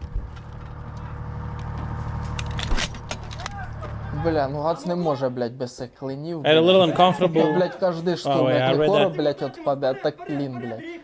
Time to roll in the tanks and fly the aircraft. Yeah, maybe that's what we're waiting for. They have 16s. War footage in general makes me a bit uncomfortable. О, да, туда, туда! Well, yeah, I guess. Yeah. Not when Russians are dying, though. But, yeah, I've seen some horrible shit. Fortunately. Бля, мені, я, сука, не бачив, мені кажеться, Гац нахуй весь штурм ті ленти, блядь, тягав, блядь, пристьобував. Бодя, туда. Сейчас ты поднимешь, а я туда наебашу. Поднимай ту. Оту. Оту. Да, поднимай. Wow, what the fuck is the problem? Is it bad to be a sociopath? Sociopaths apparently have Сильно я там very good Ну там могло бути два career варіанти. Там growth. теж був Або підер. мінус пальці. Там міг підер теж сидіти, так ждать, поки ти піднімеш і щелкнуть мене. And the rolls on this shit are so fucking bad. Проверь. Давай следующий. Той. Давай ты с фонариком. Да! Заходьте туда. Пара до дреда! На связи, Дацик.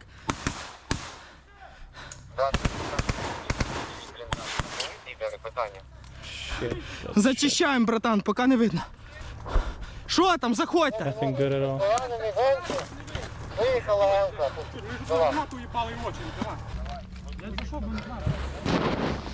Чисто тут. Бля, ну короче, в бліндаж заходить після того, як ти уїбав гранату, це вообще срака, блядь. Ти тупо 2 минути, ти там задихаєшся. Yeah, the dust and the earth and everything is up in the air. Yeah, makes sense. Smoke as well.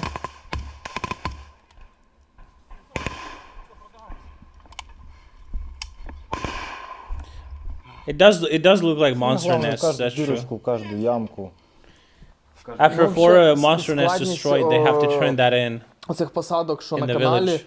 вони, коротше, The розміщаються в основному, делають згодні опорні пункти, там чуть-чуть там через 150 метрів, 200, ще опорничок, і так опорничок за опорничком. Ще складності, ця посадка, вона була дуже широка, і там дуже багато було нор, окопів. Таких, як окопних ліній, не було. Були в основному бліндажі, нори, блядь, і в деяких районах зеленки їх дуже важко було помітити. Їх желательно знаходить всі, тому що там може сидіти один-два підара, і ви вроді би все зачистили. Вас уже поміняли, пацани закріпилися, і ті підари можуть вилізти і наробити нехороших ділов. It's like that sketch, you know, with the Nazis and skulls and bones. Are we the baddies? Маяк. Завод. Маяк. Маяк.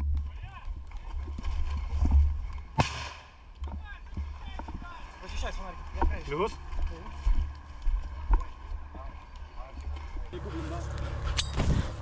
Давай, давай.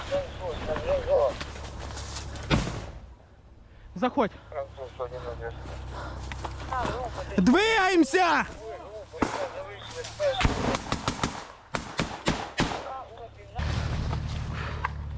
Рации такая хуйня. Есть. They will never do that, В эти right? моменты, когда закидается граната в I mean, they try to take a bite. They they bit more than they could chew even with Ukraine. Ты заходишь, ты начинаешь задыхаться. Поэтому такие бывают задышки. The funniest cope is that some Russians think they fight the whole nation. І мислі, їбать, Дацик, ти заїбав нас туди, сука, заганять, блядь. Я знаю, за що ви говорите. Все, жди, бо я душусь. Магазини. Магазини, блядь. Просто задыхаюсь.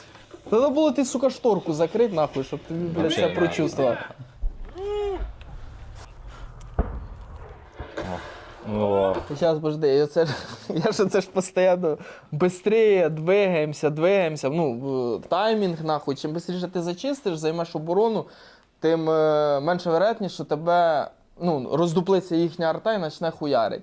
І пацани, я ж знаю за цю хуйню, типа, вони постійно, їбать ти заїбав, actually be 3 days, Вони мені не fucking кажуть, true. але я ж цю хуйню знаю, типа, But NATO is afraid of nuclear Можна? weapons. Можна 5 минут перед I mean, I get it, нахуй. but like, Ні, ніхуя. Come Вперед, блядь. А тут ми вже попали під першу касету града, сука. To the West, everything that Putin is doing is fucking insanity. So they don't trust him not to use nukes because they think he's absolutely insane. West would never do a war like this. It Твоя just... улыбка вообще не соответствует. Да я не знаю, що це за дурістика така. В мене щось таке хороше настроєння було, як почали ці гради ліпити. Я розумів, що це якийсь, не знаю, признак отчаяння чи що. Мені дуже різко стало весело, як почали ліпити. These guys are on another level. Бля, мені ніхуя не було весело. Я просто викупав. You think Russians still have the whale oil nukes? What the fuck? Подриває What? мені ноги, блядь, нахуй. Я, сука, тільки татуїровки понабивав. А мені, знаєш, так показалось, думаю, я боді обніму, то, блядь, все буде заєбісь. Ну, бач, все заєбісь було, нахуй. Ми ще живі! Very superstitious. В цей момент моя камера знімає, чую виход і починає приходити. Думаю, ну далеко постою. Гоп ближе, на колено став. Оп, ішов ближе. Думаю, ні, треба легко все. А вокруг ні одної нори не було, як назло, Да. блядь. Третій Ми раз якраз уже тільки льох. опорник пройшли метрів як 150. These guys recall these things. They're like so chill, bro. Крайній раз прямо я вже думав, о, It's fucking зараз осколки insane. догонять.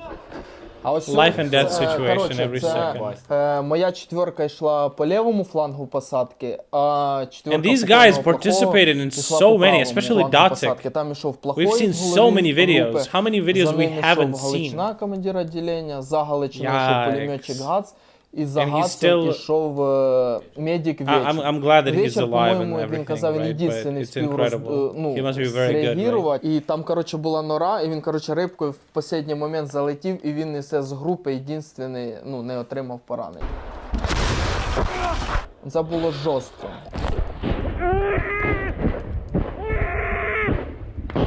Це зараз кричить Галичина. Коротше, град прилетів в 1,5 метра від нього і прилетів точно по покойному плохому. Ну в чому, типа, весь прикол?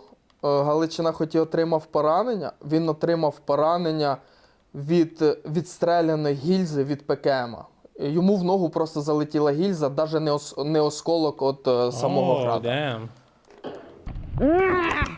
The blast wave pushed a shell from PKM in his Ну, leg. молодець, він швидко роздуплився, блядь, і одразу відкотився до нас.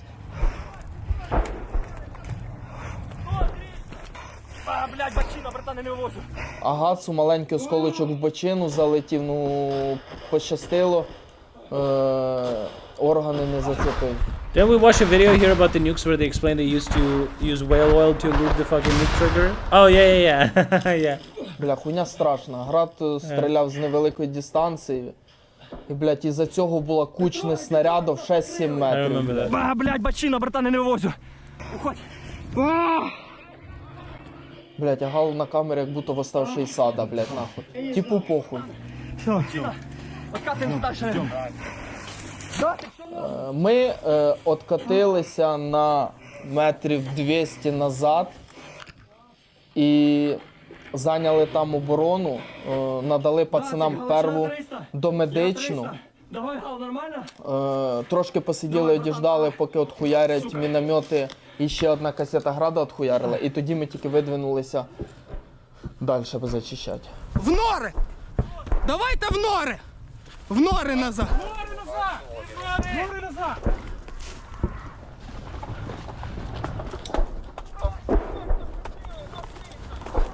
В нори! Датик, через скільки буде вас?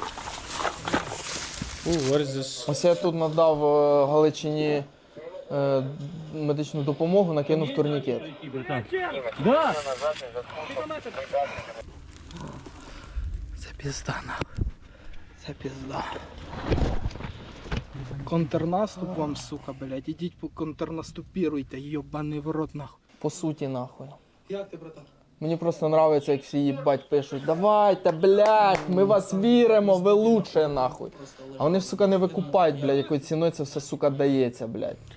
Возле нас два так упало. I І у нас disagree. нема I think такої people хуйні, understand поняли, really що, well. типу, ми, їбать, хапнули пізди, откатились, розвернулись і сібалися. Ніхуя. Ми, їбать, одійшли, зайняли оборону, там, блядь, надали помощь, пацанов на евак, пацани уїхали. Нам I don't ще think з anyone другої штурмової disagrees. групи додали людей, ми далі піздуємо, типа не їбе. Є задача, треба просуватися, треба зачищати, якби не було важко, нахуй. Бо якщо ми, блядь, будемо так кожен раз I am хапнути sure пізди, that when they откатився, release то the у нас просто людей numbers- не хватить. Ми будемо кожен раз хапати пізди, откатуватися, набирати людей, How many опять пробувати, people хапати we пізди і lost, it's gonna откатуватися. be І от в нас постійно, типа, блядь, Very не high. їбе, ну, треба зачистити, Not higher than зайняти Russian number, оборону, but удержати її, тому що Still gonna be в too течение суток-двох підари постійно предпринимають попитки One штурму. probably can't Ну, really в них understand. I mean- ніхуя не получається. I disagree with that. You can. I feel like you can really understand. Like, what the fuck, dude? At any moment you can die, and many people do. Yeah, I feel like I could very well Нічого не understand. бувало, осколка в бочину получив. Давай, я тебе I think people who don't understand are the ones who end up being there. Він I себе feel like. Don't довольний, you знаєш, think? зараз на госпіталі буде віддихати.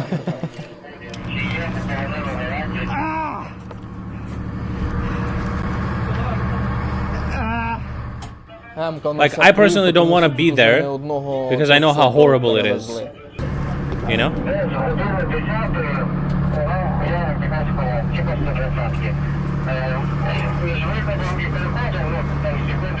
Гал теж довольний лежить, думає, зараз прийду і їбу бургера сразу. А роздіньте його, пацани, давайте роздінемо його зразу. McDonald's. I see a lot of military dudes at McDonald's. Тяни на себе, далеко. Все нормально.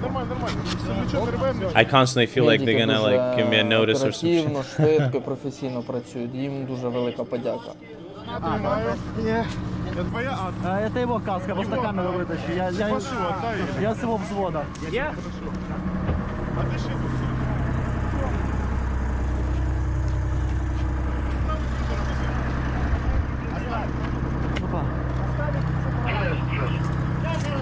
Да-да. Вас никто не будет трогать, никто не будет пиздить. Сразу, блядь. Парни, никто вас... He says, kill me first. Kill me rather, he says. Хто вам, What? сука, сказав, що ми, сука, блядь, убиваем и режем? Кто? Ну кто нахуй? Поверьте, у нас люди больше, чем у кого-либо нахуй. Поверь. He got mad. Ну просто що це за фраза? Лучше убейте. Блять, от мене ця фраза вибісила просто неймовірно. Вони ж думали, що ми зараз заліземо і почнемо їх вирізати потихеньку, їбать. Відріжемо їм ноги, руки, нахуй, блять, а потім горло переріжемо. Ну, к їхньому щастю, ми таким не займаємося, блять. А хоча, блять, можна було підарасам нахуй прострелювати в голову. Ну, так як нам треба поповняти обмінний фонд, блять. Ну, це, блять, безоружно, сука, блять, це, як то сказати, убить безоружного, це, блядь, уділ слабого, блядь. Він уже все, він уже і так проіграв, типа, блядь, в цьому бою перемогли ми. А, блядь, просто його онулить, блядь, ну, я вважаю, що це неправильно, типа. Це для слабих. От якщо він був би б з оружием, то в базарані, то без вагань би був би вбитий, розстріляний на місці. А так як вони сложили оружие і не стріляли при сопротивленні взяти їх в плен, типа, ми проявили. But if they thought they're gonna get Мы killed, не режем нахуй, мы не отрезаем яйца, не режем, сука, горло на камеру. Видели ж видео, да? По-любому видели. А откуда вы, с чего вы взяли, что мы вообще убиваем вас всех? Ну почему, к чему эта фраза? Вы знаете, яка ви бригада? if they gave up the position without firing, then why the fuck they thought that they're gonna die anyway? Бригада. The orcs fucking stupid on another level, bro. Взвод Дацик. Взвод Дацика. Де септикони? Саме хуже можу. Decepticons, Datsik platoon, damn. Я що, похож на питчика, їбать? Бля, вони раз 40 спитали, чи їх там не будуть піздять і мучать. Кажу, Кажу, братан, нахуй, саме хуже, що з тобою могло случитися, случилось в цьому бліндажі. Да, вони до останнього були уверені, що їх приріжуть. Вони казали, ну це ви з нами так хорошо, а там далі ви нас відправите, нас по-любому поріжуть. Я ж їм сказав, ви зараз будете показувати тропи, де ваші там ранені, може потеряшки, і будете мене зараз до них вести. Якщо ви на це не согласитесь, то понятно, що їм буде пізда нахуй. Оцей малий, як його? Коршун, блядь. Він рішився, сказав, да, зараз я покажу, там є один із тих підарасів, який деяких із наших пацанів 4-го взвода ранив і убив вірного. Він, отполз, ну це каже, я не в курсі, живий він чи не живий. Ну, я думаю, якщо живий, якщо не буде сопротивлятися, надамо допомогу і отягнемо сюди. Веди, давай, бігом. Friendly fire. Я, першим ділом підійшов, тут ось на камері видно кольцо. Я тоді, як забрав автомат, я це кольцо спочатку не побачив. Bro. The grenade Мене dude. насторожило, що він, сука, держав, блядь, руки отак під груддю. Що він їх не протягнув, там, що, блядь, здаюсь, і ще. That's how he knew. Я забрав в нього ствол. Що ти? Викинув його. That's how he knew. Цьому додіку кажу, He was holding нахуй hands туди, like його Заходь батько назад, вже вертайся. далі прийняв. Що в тебе? Я йому кажу, що в тебе, нагинаюся і бачив возле їбальника у нього кольцо від гранати. Ну, я довго не думав і... Сука, граната! Підар, граната нахуй! Підарас їбаний! Йобну його в голову. Сука! So, okay, it makes sense. Да, після того, як He я в нього почав was- стріляти, він, як я he поняв, took розслабив the руки і ring відстрелив out озергем and was відразу. holding І бачу, the що grenade. пішов такий легенький димок. I Я see. відбіг, йобнув, прибіг, бачу, що його красиво так розложило по посадці. Ну, я думаю, не бійся. Одним додіком мене. Damn, bro. You can't read the translation? You don't see it? I see it on a small fucking monitor. What the fuck are you talking about? Ти тут такі теж ради, такі інтересні. Are you can't see it on the phone or Таке something? тільки в кіно буває. 9-ту Fuck, роту, bro. видно, передивився, чи я Why didn't не you знаю. say so Коротше, sooner? як ми Jesus. знайшли цього типа? Ротний вийшов на нас по зв'язі, каже, бачу, перебіг тип з пагорба від каналу і забіг в посадку. Я кажу пацанам, Is this better? це пішов я, погон, пулеметчик Фан та ще, по-моєму, Дред. двоє. І Дред. Кажу, Maybe пошли he's on шукати його phone. нахуй. I don't know.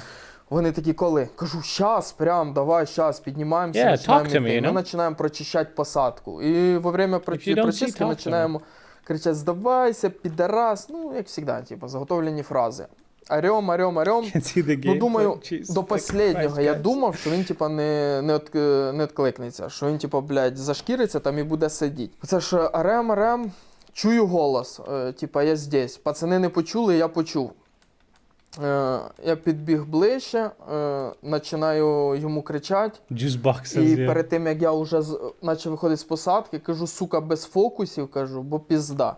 І це ж я вже підходжу до нього. Що? Давай. Не надо, я прошу, не Да. надо. Куда попало? У меня все внутренности болят, и нога здесь переломана, и здесь. А ну. Я прошу. Коротше, тут я подивився, підняв йому футболку, чи в нього немає поранення в брюшну полость або в груди.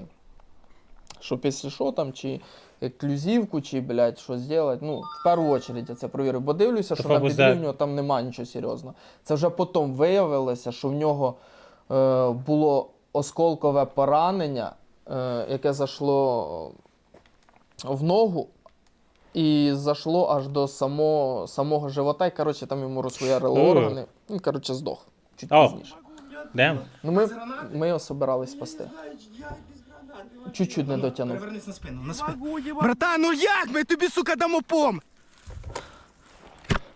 Мне все кишки отбили. А, бля, ще хотів прокоментувати, мені Damn, під he відео does say багато everything хто в inside коментарях is fuck. писав, якого хуя ти їх називаєш братан? Що це вони ті братани? Бля, це слово паразит, вибачайте. Там Ага, уже ти makes свій sense. лексикон не контролюєш, так що приходиться. Ну я іноді чередую то підари, то братани, щоб без обід.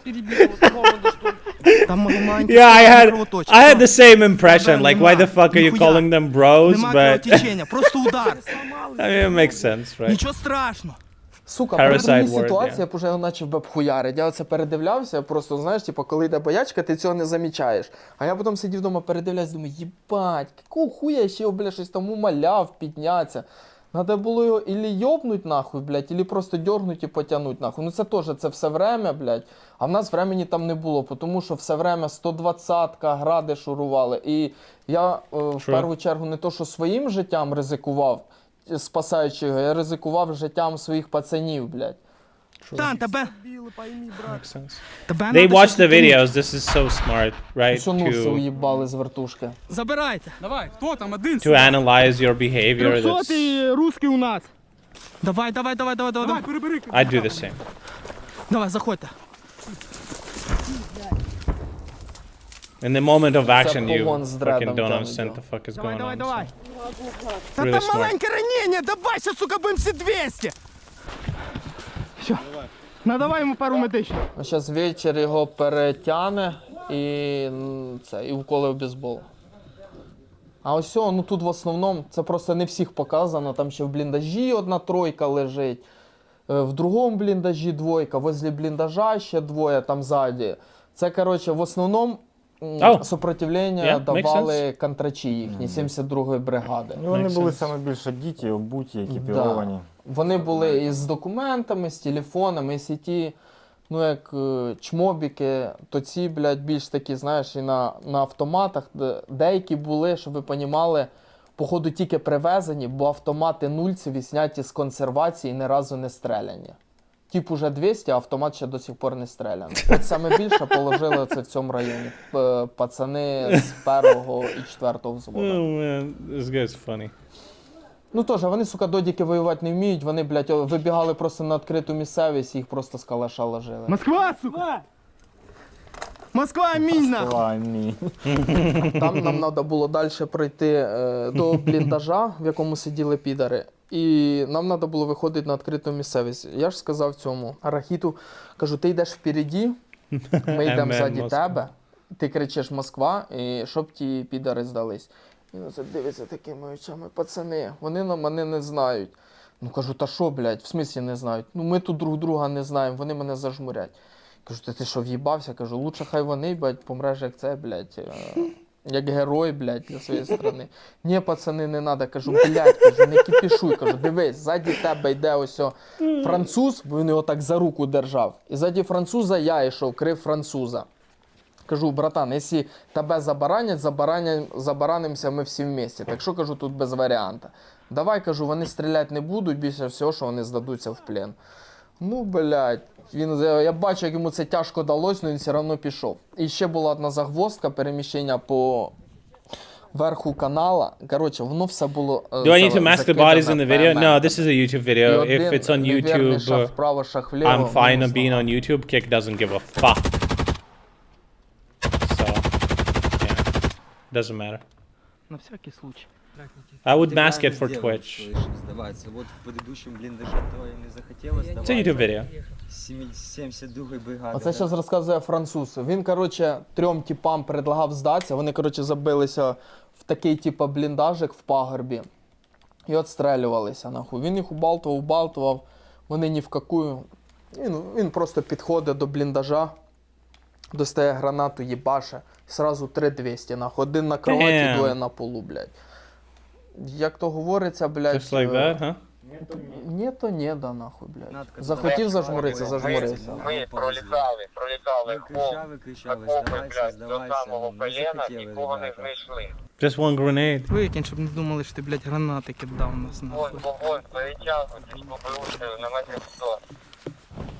Ну шо, блядь, старий. А, ну це вже Бодя знайшов, дебіла. Це вже, да, друга половина штурму. Він вже готувався здатися, він не збирався там робити якесь сопротивлення. Я йду по посадці і просто бачу, що він вещи так рядишком склав і сидить отак кулички під бок, як квітка просто. А камуфляж у нього, ну, реально хороший камуфляж, бо він злився повністю. Я побачив буквально з метрів 5-7, мабуть, тільки лице.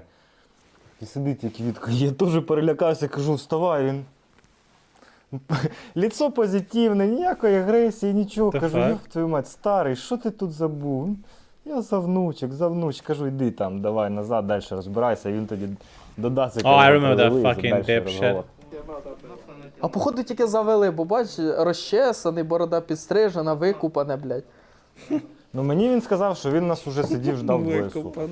Ну це піздьожне. За кого? ЗТС я, ЗТС. Ну, за яких внучок? 2 внучки у меня. Маша. Ти за бабки, да? А що за внучки? Ми що, внучок твоїх? Бля, це я бачив мем, коротше, про цього діда. Пишуть, за дідов, за родину. Ні, блядь, за внучок. Убили чи що? Нет, суть в чем? Я икашник, я... Bro, it's fucking insane. These guys Ну, то я понял. live this. They upload this. People make memes. They fucking laugh at the memes. It's crazy, dude. То, что, за что мы судимы. What a fucking... И мы перед Візьми там That's, воду в цьому бліндажі. feels so obscure. Перед детьми все будем чистые. Я как в блиндаже был, так и это. Все, та нема ніхуя. Давай, йди.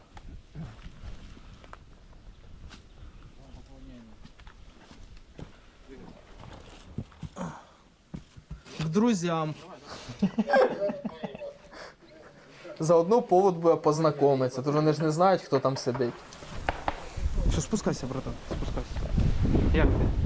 Давай, в темпі вальса і наліво сразу.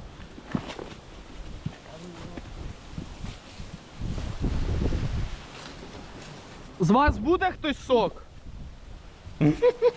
Демони. Juice boxes, bro. Їбать, вони бідолаги, як побачили ту воду, як вони з жадністю пили ту воду і курили ті сигарети. Кажу, блядь, невже у вас курить немає що? Стосовно цих пленных, два вида. Это контрактники, эти Шторм Z или кто они. Первых двух они были зэками и говорят, мы не пили 5 дней, не ели 5 дней. Я говорю, ну почему? Нас, говорит, привели ночью, кинули вот так вот в яму, сказали не шевелиться. Я говорю, ну так вот у вас тут контрактники сидели, там вафли, сок, вода. Почему вы не пришли к ним, не взяли еды? Это все-таки ну, вместе Россия. По словам этих двух зэков, вони сказали, двоє пішли попросити воду, і їх же свої же контрачі розстріляли. Така у них звага. Ну, щоб точніше будь, вони пішли на They сусідню killed them? позицію, попросить води, і там їх обнулили. Ну, в них дуже строго. Їх оце привозять як собак, блядь, ото просто. Ось Йоу! Яма, або там, блядь, бліндаж, ти отак сідаєш тут і не їбе. Шаг вправо, шаг вліво, 200. Holy shit, they kill their own? For asking for juice? What the fuck, dude?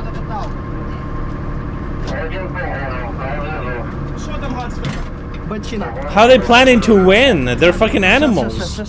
Щоб ви понімали, ні одного з тих підарасів ніхто навіть пальцем не ударив. Не тронули. Які б не були на них злі, нахуй, ніхто руку не піднімав. Damn, bro, actual fucking Degen. Нормально, я стою, блядь. The funny thing, nobody, like some fucking, some intelligentsia or fucking leftists will never believe that, right? Майже не маю представлення, що воно буде, як воно буде. But we know it's Ми true, залітали right? From туди, these guys, they have no на fucking характері reason to lie і about на any of наші this shit. підготовки. От, щоб ви розуміли, у мене штурмова група складена так, що пацанам не треба по 100 раз об'ясняти, що їм треба робити. От вони кожен знає свою задачу в групі. Він знає, куди йому забігти, з ким він в двойці працює. І за цього мені легко.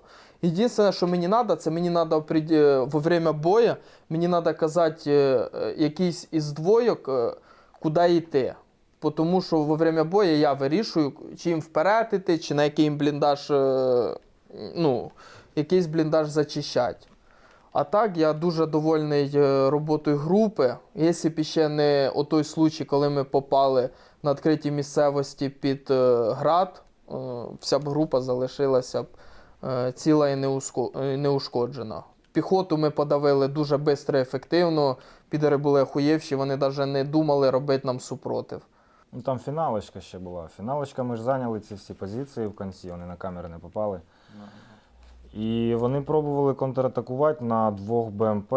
Трьох, братан. На 3 БМП і кількість піхоти 18 чоловік, по-моєму, да, казали по рації? То так тоді трохи зіграло, бо тому що ми сиділи на крайній позиції, і в нас не було нічого. Doubting these videos are real? How? In what way? What was their proof? Вони були погано окопані. Was there proof it's fake? Пару What do you вистрілів, і mean? тобто нам говорять, що їде 2 бехи, а в нас тільки подствольники з тяжелого. То так тоді трохи... Ну, нас спасла арта, наші міни. Ми не знали, що вони будуть нас прикривати, ми просто стали, приготовились, до чого ми не понімали. Oh my god, yeah, like we have fucking time to do that. Fucking so stupid, bro. What the fuck? Ну там плотно Десятку просто. Вони дождалися, поки вони їх не ловили на подвір'ї. There's some shit Russia would do while they were losing the war, you know? Там розрив до 100 метрів. І вони, а підари заїхали в край тої посадки. І от вони, типу, вилізли, тільки розгрузилися, і тут наша арта просто почала там пекло робити. Просто нахуй. Одну беху підбили, вона сразу сібалася. А 2, ті, хто вспів вигрузитися, вигрузилися, нахуй бехи сібалися, і піхота через время вже сібалася, те, що можна було. Ну там без варіантів. Арта у нас на даний період часу, я просто згадую, яка в нас арта була по приїзду в сектор, і яка вона стала через півроку. Пацани просто такий скіл набили. Їм для пристрілки треба 1-2 міни і все. Потім кожна міна йде 10 із 10. Дуже ефективно працюють. Я вважаю, що кожен штурм є по-своєму I bet the already guys are watching this and they're like... Цей штурм був саме yeah. сложний. Потерь наших і взагалі цієї всієї обстановки. Були у нас і град, тобто при попередній штурмі град, і сонцепек, і вертушки. Ну, для меня вот этот штурм самый сложный не в том, что я устал, а как произошли потери наши. Плохой, да, дуже близькі люди. Люди загинули. Кожен із нас, ми всі близькі один до одного, і кожного втрачає дуже важко. Але ну, в цей раз прям дуже нехорошо. Ну, в цілому задача була виконана. Не було такого, щоб ми почали штурмувати і откатились, і задача не була виконана. Всі поставлені задачі свише виконуються нашою ротою.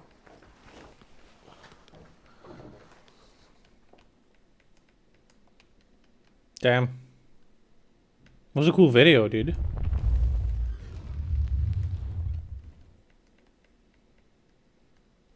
It's good that they reviewed those fucking insane moments with like grenade and stuff and fucking everything that we saw before. Bro, what the fuck is on my table, dude? Is them projecting, thinking it's fake? Yeah, I mean, I believe it. Right. Okay, I found this video. What is this? This is a little bit different. This is a little bit different. This is about a different war. I'm here in Tamolville, a small little border town on the border of Papua New Guinea and Indonesian-occupied Papua. And I'm holding a bomb that was dropped just a few kilometers from here in Indonesia-occupied Papua in a town called Kiwi Rock. Now this bomb was walked here by refugees that had to escape Kiwi Rock and flee because they were getting shelled from rockets and bombs like these. I'm here to figure out who dropped the bomb, who made the bomb, and why it was used on civilians. And I'm kind of screwing up this intro because I'm holding a bomb and I'm terrified. That's my producer, Chris Joe. And no, I didn't send him to track down the bomb used on my house. He's on the island of New Guinea, not even 100 miles north of Australia. Yet, an island that's hosted a 60-year guerrilla war with opposing forces so disparate that whilst one side uses an array of armaments that have included illegal chemical weapons, rockets, sniper rifles, mortar bombs, the other side has been forced to defend themselves, sometimes only using bows and arrows. It's a war that few in the West have ever heard of, and it's likely that the few that do pay attention to it only do so because it's inconvenienced their profiteering in the region. Indonesia's occupation of West Papua. The island of New Guinea was one of the last places on Earth interfered with by outsiders, with most of the people in direct armed conflict with the Indonesian government only becoming aware of their occupation, and through this occupation the outside world, within the last few decades. How this occupation came to be and why it's tolerated by virtually every government on Earth is probably one of the worst stories of Cold War realpolitik expedience and betrayal of the 20th century. In 1828, the Dutch claimed the western half of the island of New Guinea, and it eventually became part of the Dutch East Indies, whilst the eastern half of the island was tossed between various colonial powers. In the 1940s, after a bloody war, Indonesia gained independence from the Dutch, yet the Dutch were still claiming the western half of the island of New Guinea. This was quite a point of contention, as recently unshackled from their colonial masters, Indonesia had their own expansionist ambitions.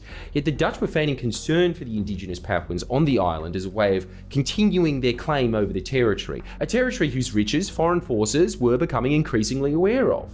This all came to a head when Indonesia, growing increasingly frustrated with the failures of a decade of diplomatic efforts in seizing West Papua, in the early 1960s began military incursions onto the island, preparing for a large-scale conflict to seize the territory from the Dutch.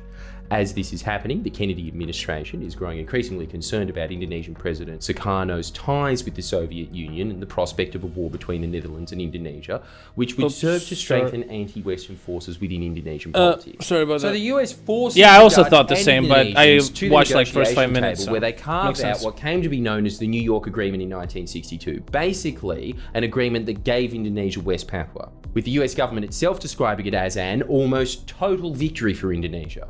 It's also worth mentioning that one of Kennedy's de facto advisors, the man who gave Kennedy advice on admin picks, was Robert Lovett, a board member and on and off director of Freeport. That's a mining company, the significance of which will become very apparent very soon.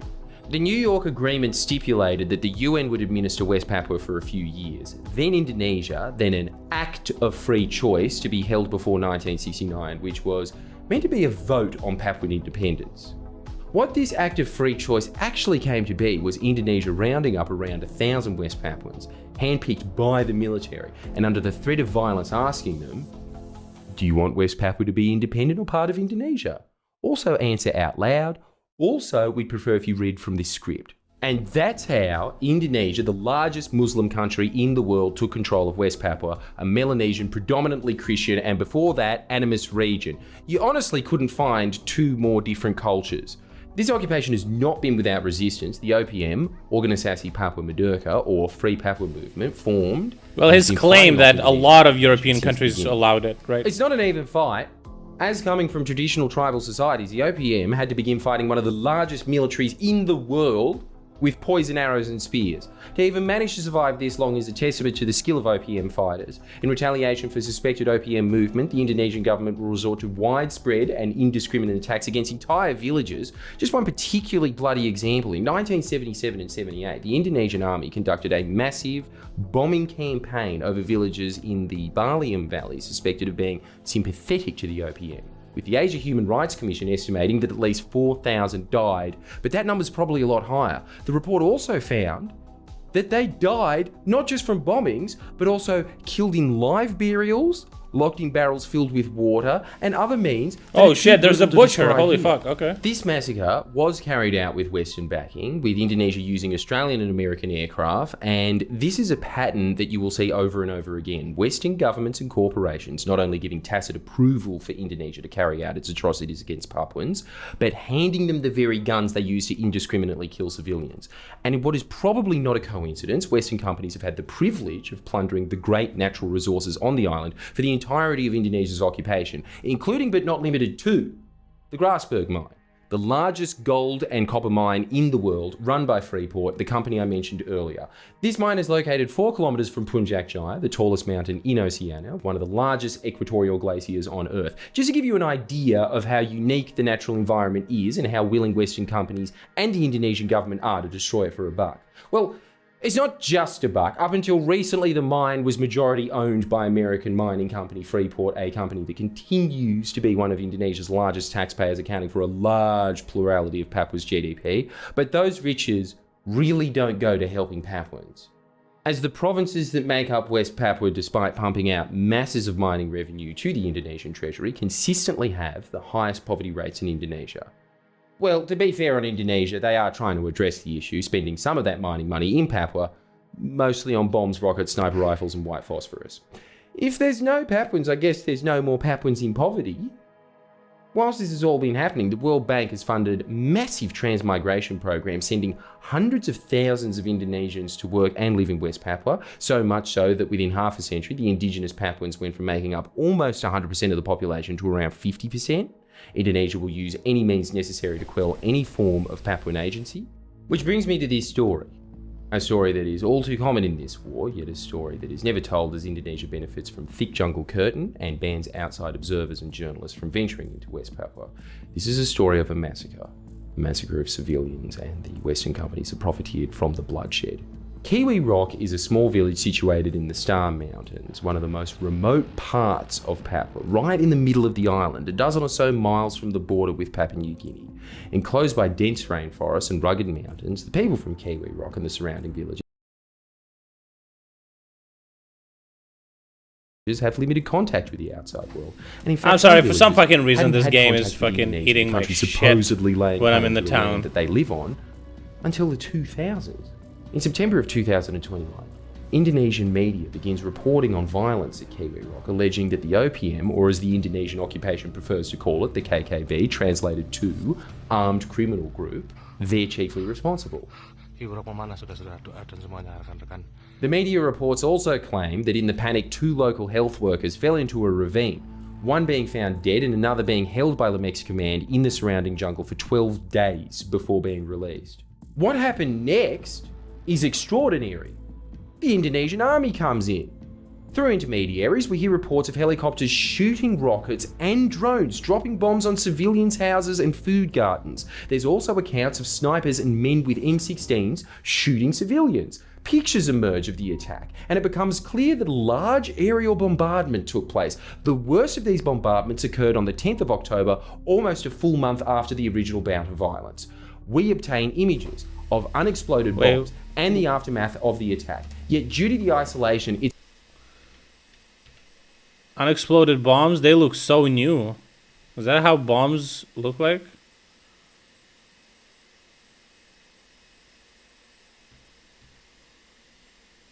it's almost impossible to get a clear idea of what exactly happened. So I sent Christo there to suss it out. He sets off and meets with Sebi Sambom, the spokesperson of the OPM and their military arm, West Papua National Liberation Army. Sebi is a very interesting man, whose life itself gives insight into the unusual nature of the conflict. Sebi grew up in the remote mountainous Pass Valley. His dad was a cannibal. He didn't even see an Indonesian until he went on a school trip at age 12. He studied fisheries in the city of Yogyakarta. He taught himself English from reading a dictionary and has spent multiple years and stints in prison for peaceful activism. Finally, like many other West Papuans, he escaped the Indonesian side of the island and took refuge in Papua New Guinea. Oh yeah, and Indonesian generals have recently asked Interpol to arrest Sebi. Christo made a video specifically about his time with Sebi and how he, as one man with limited access to electricity and internet, runs the communications of a guerrilla army operating in probably one of the most remote places on Earth. Oh, and it's probably important to note that as this was being filmed, further west in the Nduga Regency, the OPM had taken a New Zealand pilot hostage, and in response, Indonesia was rolling out a massive military operation. So Sebi was in between showing Christo around and was negotiating that tense situation at the same time. Anyway, it's kind of hard to describe what happened there in third person, and I want to still be able to holiday in Bali, so I'll let Christo take it from here. I've spent some time living at Sebi's home, documenting how he runs his operation. He's the man in charge of communications. I don't know if I'm ever gonna play that game. It just looks so fucking huge. I don't know. Do they ever shoot Indonesians with bows and arrows as well? Yeah? Yeah. And do they work? Then why are they afraid? Sebi has a rather large I collection played it of a photos little bit showing in casualties, beta, weapons, and ruins, and the general combat was atrocities. so But he's fucking most long and interested in boring, showing I this. got bored of it. These videos are from an OPM meeting near Kiwi Rock last December.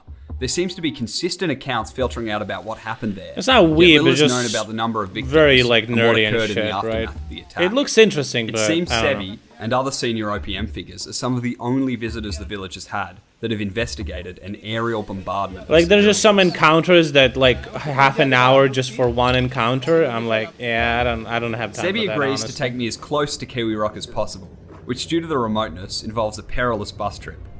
Well, maybe just for me.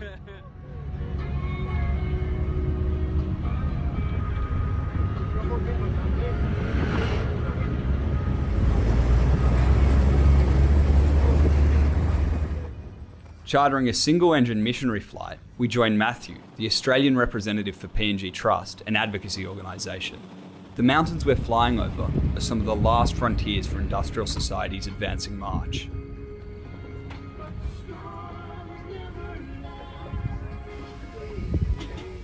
This is What is, Telefono, a September? remote highland village, the last place connected to the outside world we'll be in. Have we step off finished the war plane for a news? Not short yet. break and immediately I decided to meet watch 2 refugees videos and then from we're gonna go that back have to fled view due the violence to in the news. Indonesia. Through the I thought wire, these they were begin describing interesting. the weapons they saw. But they're too long. Look like a small helicopter. Let's call it drones. Berapa bom dari drone? 152. Huh?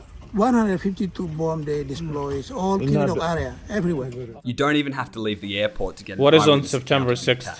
It's hard to believe that Oh, a year and I a half see. has passed and Indonesia has faced almost no scrutiny. We take off to get closer to the site of the bombing. In fact, we're flying over Indonesia and chucking a Yui to land on what is a very steep and very wet patch of grass in between 2 mountains. A small village, barely inside Papua New Guinea, a place that has been the site of refuge for many West Papuans over the years. It feels like the entire village is here to meet us, but no, we're not that important. The missionary flight is the only way to get supplies in and out of this village, unless they're walked from days on end from Telefomen, which, like most of Highland New Guinea, is only reachable by plane or walking as well.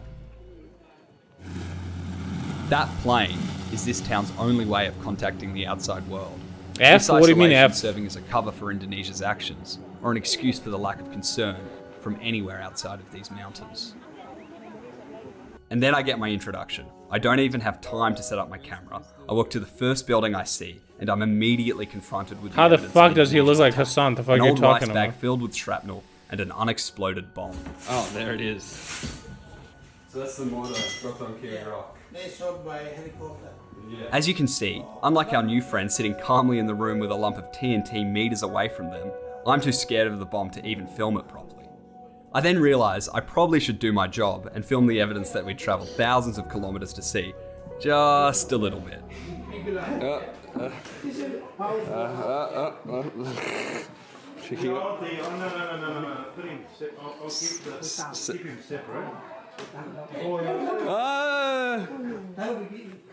How big would the explosion be? Oh, I'm sure it would destroy everything in this room. We should probably put it very far away. Oh. Where do you want to put him, Seb? This is metal, very heavy. Yeah, It dynamite. may be cold, as same I sent video to you. You remember that? Yeah, That yeah. big hole is this made. Yeah. The reason for the casual bomb handling is that this bomb and other unexploded mortars from the same attack have been walked dozens of miles through steep and wet mountains, back and forth across the Papua New Guinea-Indonesian border by the OPM and victims of the Kiwi Rock Well, it attack, doesn't matter, it looking to won't show explode. anyone the evidence of what You have to disable so it. far, without much luck. After some bomb weight estimating and bomb swinging, the bomb is placed further up the hill, at least 50 metres away from the village meeting that begins to take place. This man says that he's afraid that Indonesia is going to bomb the village we're in right now because of what happened just miles away in Kiwi Rock. Okay, thank you. Good question. So, you mean people law here not kind of afraid because you got international law.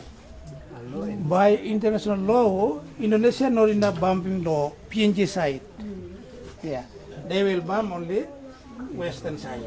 Despite Sebi's reassuring answer, in the early 2000s, Indonesia landed helicopters in this village, so there is a huge degree of uncertainty here, along with the fact that only months before we I mean, arrived, landed there was a helicopters refugee does not camp mean bombed housing it, over right? 100 people from Kiwi Rock who fled across the border after the attack, bearing stories and physical evidence of the bombing that no one outside of this village has been interested in receiving.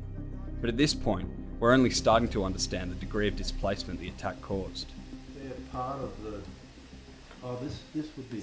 After the meeting, Matthew and I go through the bag of shrapnel. We start piecing together the remnants of numbers and letters, attempting to better identify the weaponry.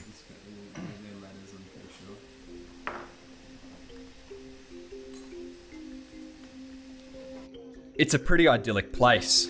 Strange to think. You villages say just that, like but this we don't would know be the bombed, intricacies. because I'm not a they had the historian. misfortune of being A lot of located people few say miles that after west World War II, the of borders were drawn up in fucking weird way, but it seems like a way more complicated and deeper issue than people may think. Oh, Jesus Christ.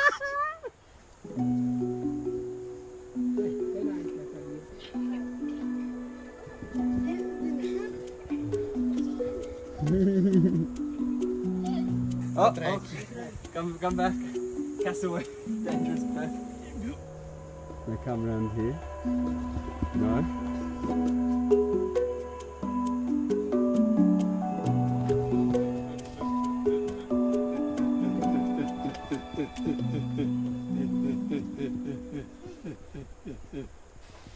What the fuck is that, dude? Okay.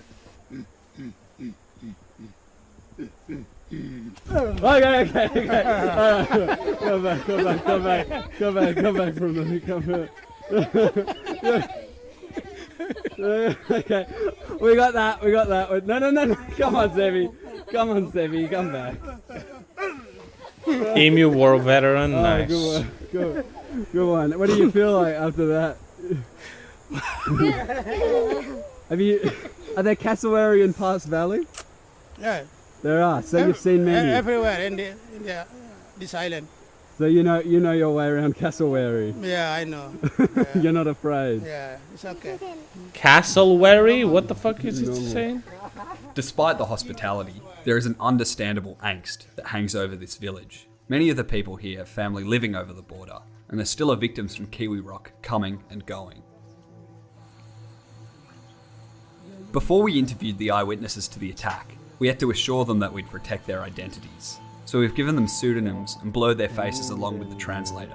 As they say, they're imperial reprisals from Indonesia. Like a bird or something? Peter was there to witness his village, bombed into the ground. While they were cooking food, preparing food. You were cooking food, and you heard helicopters come? Yes. No. Yes. What did you do when you heard the helicopters come? Stop. They ran away into the bushes and they hide themselves. Alex was just 16 when his village was bombed. He was in class when this incident happened. Where he ran away and joined Pepe and Pepe.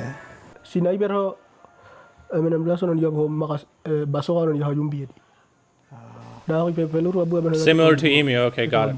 That looked like it, but... They use a bomb, sniper, M16.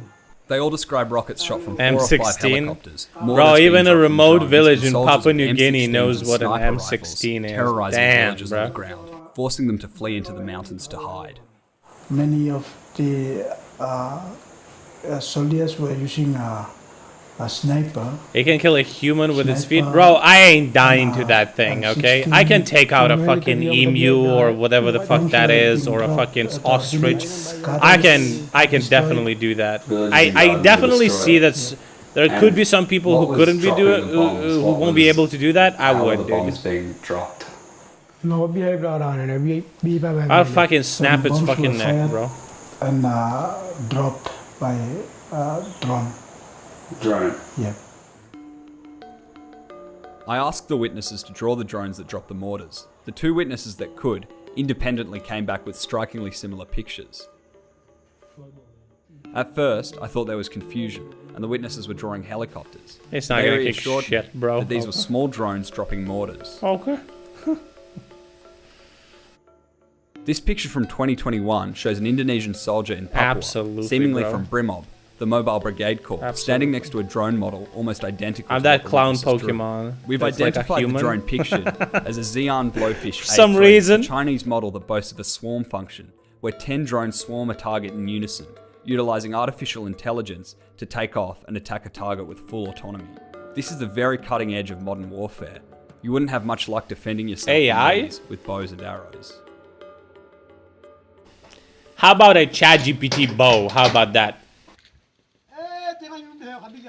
This man is removing parts of mortars dropped by a drone that got stuck in a roof. After you were bombed, did you went and collected these? Where did you find these ones? This one.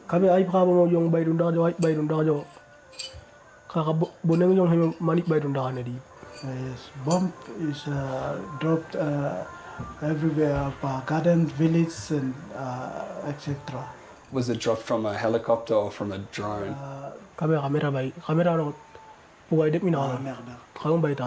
It's drone from a drone. Drone. So this one's from a drone, goes down like that, and it's like the green one we saw yesterday, Yes. and then this one. Is this one come from helicopter or? Yeah. Yes. Drone by the Bihar. This from helicopter. Yes. Were they shooting rockets at civilians? Prepare for the lag.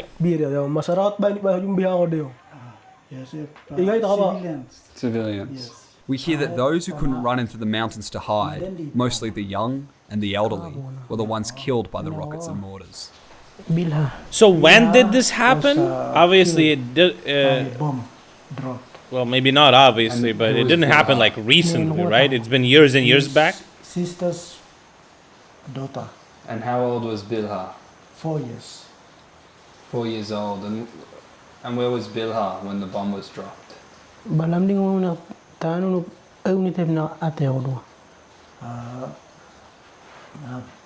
She cannot run away, so she's baby and she cannot run away. So while managing to run away, bomb dropped and killed. Killed her.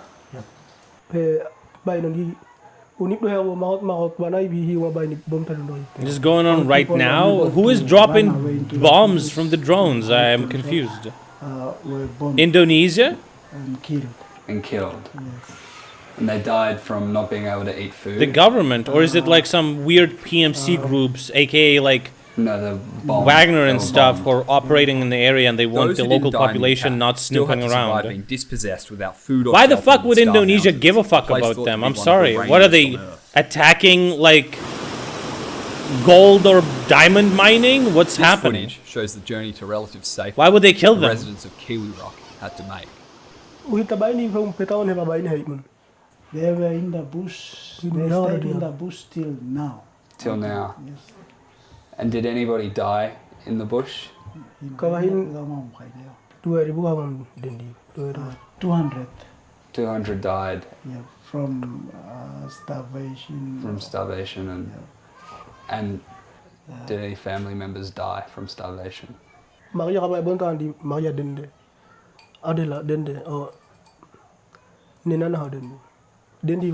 Resources and occupation? Doesn't Indonesia wait, it's Papua New Guinea, but didn't they establish that Indonesia now owns that territory? In the bush. What kind of resources they're getting by bombing a small underdeveloped village? This is a makeshift camp in the mountains. The people here are surviving. And when you occupy stuff, you don't bomb if they can give you resistance, if they can provide resistance. What's the point? I'm a little bit confused. By drones? Continuous What? fight. Continuous. Now it's not safe for them to stay back in their village. Are they scared of are they scared of that Indonesia will bomb Yes. bomb them again? They're getting money from the mining and That's why timber they're still in the industries, mountains. but why are they bombing the It becomes village? apparent that What everyone is is forced to what are they Thousands getting of people from it? hiding in the mountains till this very day. No one has returned, as the witnesses explain that since the attack, Kiwi Rock has been guarded by Indonesian snipers, with those attempting to return being shot at, and in some cases killed. In October last year, Alex's uncle attempted to return to Kiwi Rock to retrieve his pigs, Yeah, and was spotted why? by a drone and then shot by a sniper from 100 meters away, with the Indonesian media triumphantly reporting this killing. Why? I don't get it. Why they hate them? Racial, like religious? What's happening? Civilian. It can't be just hit for by a lols. sniper. Earlier this year, videos circulated by Indonesian media show snipers shooting across the valley at the track to enter Kiwi Rock. This footage even shows OPM commander Lamek Taplo explaining that locals found a makeshift booby trap, a model of stun grenade seen used by the Indonesian police, tied to a tripwire set up on the walk back from the mountains to Kiwi Rock. Some of the victims made it over the border to the small village we're in right now, and I'm shown the site of the makeshift refugee camp where 103 Papuans made their home for over a year. Sebi was here last year and saw the camp when it was still populated, but these people haven't returned to Kiwi Rock. they found another site, somewhere in the mountains. Is this all stuff from refugees? Yeah. You mean JPEG? What is it? I'm sorry, dude. Fishing net? Yeah, mosquito net. Mosquito net. And then the bomb makes a reappearance. This time, I'm able to get close enough to actually inspect it. Unexploded bomb. Yeah. You see, it's got the screw. They want to get the resources in the east of the island. Yeah, but how this small, I'm sorry, how this Still, small village I'm very scared at how without casually weapons the can local do bomb anything to squad them? What the fuck? Just like, don't mind them. What the fuck?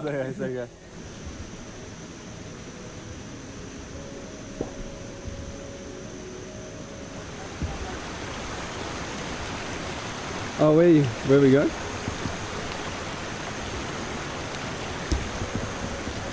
Because they can, bro. I don't think countries just do that because there's always like an underlying reason. It can be a shitty reason, but there's a Matthew reason. sent pictures of these mortars to an organisation that investigates the supply of weapons. These mortars were identified as being manufactured by state-owned Serbian company Krušik, appearing to be an 81mm M72. There's endless a bomb with a reports. Yeah, kill but range of 14 what meters. grounds? Is it These religious mortars were grounds? Is it identified as having what an grounds improvised tail they're on? attached, as well as an improvised impact fuse with a much larger surface than on a regular M72. Meaning these bombs were not fired from a mortar barrel, but dropped from an aircraft, and were modified to explode when they hit a far softer target than usual. In this case, most likely the sago leaf roof of a villager from Kiwi Rock. This is consistent with the testimony from the witnesses. Yet our most interesting discovery comes from the bag of shrapnel. Most interestingly and probably most identifiable is this little curled up piece of the cylinder of the rocket. Inside, it's got the letters 6, 8, which match up with a Thales model rocket. They're a big European company, which, probably shouldn't be out here, in the middle of the island of Papua being used on civilians.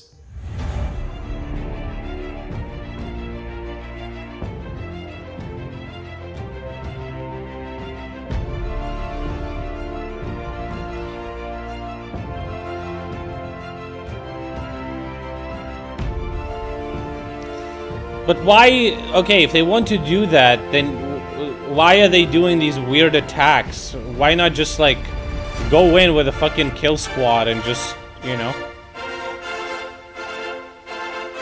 I'm just confused.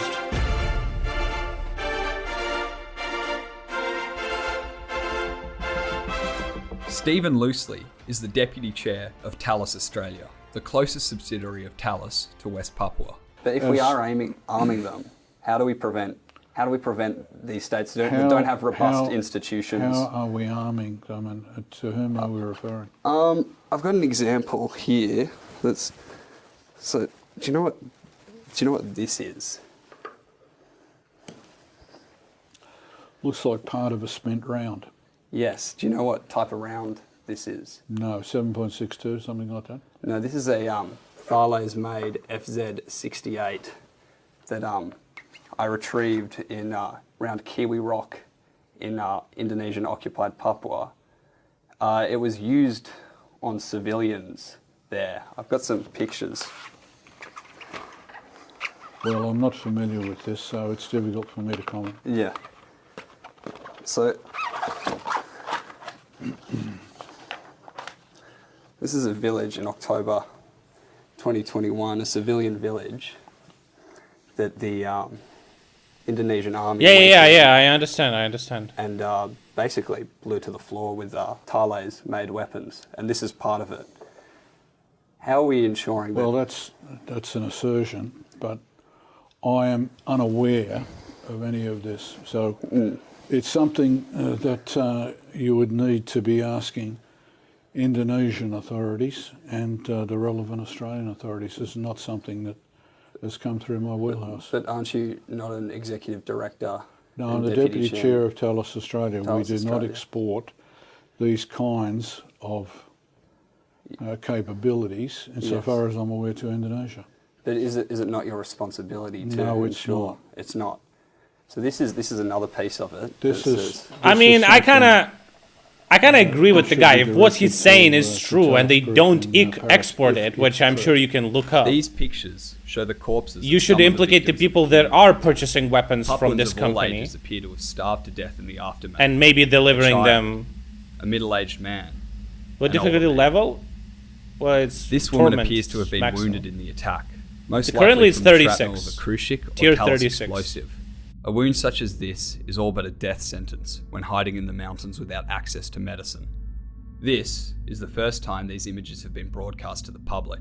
After almost 2 years since the attack, much of the evidence by now is likely to have faded, relegated to the memories of villagers who will eagerly tell anyone who comes here and speaks to them what happened. According to Jane's magazine, a military weekly, Thales licenses the design of the FZ-68 rocket to Indonesian Aerospace. Like, don't an get me Indonesian wrong, weapons like- company, which then manufactures these rockets domestically. According to the same article, Indonesian Aerospace manufactures two types of warhead for the FZ-68, the FZ-30. If a HIMARS missile hits a building and civilians die, and then some investigative journalists go there or something, and they ask questions and they see pieces of the missile, let's just say, right? They can't go to who makes HIMARS. Is it like I forgot. They can't go to the company and say, what were your missiles were doing there? Like, obviously it would be, you would have to go to the Ukrainian government, right? So Lockheed Martin, yeah. Like, that's just kind of weird, you know? Like, I wouldn't just necessarily immediately assume nefariousness unless the governments are not involved and it is done by like private military companies.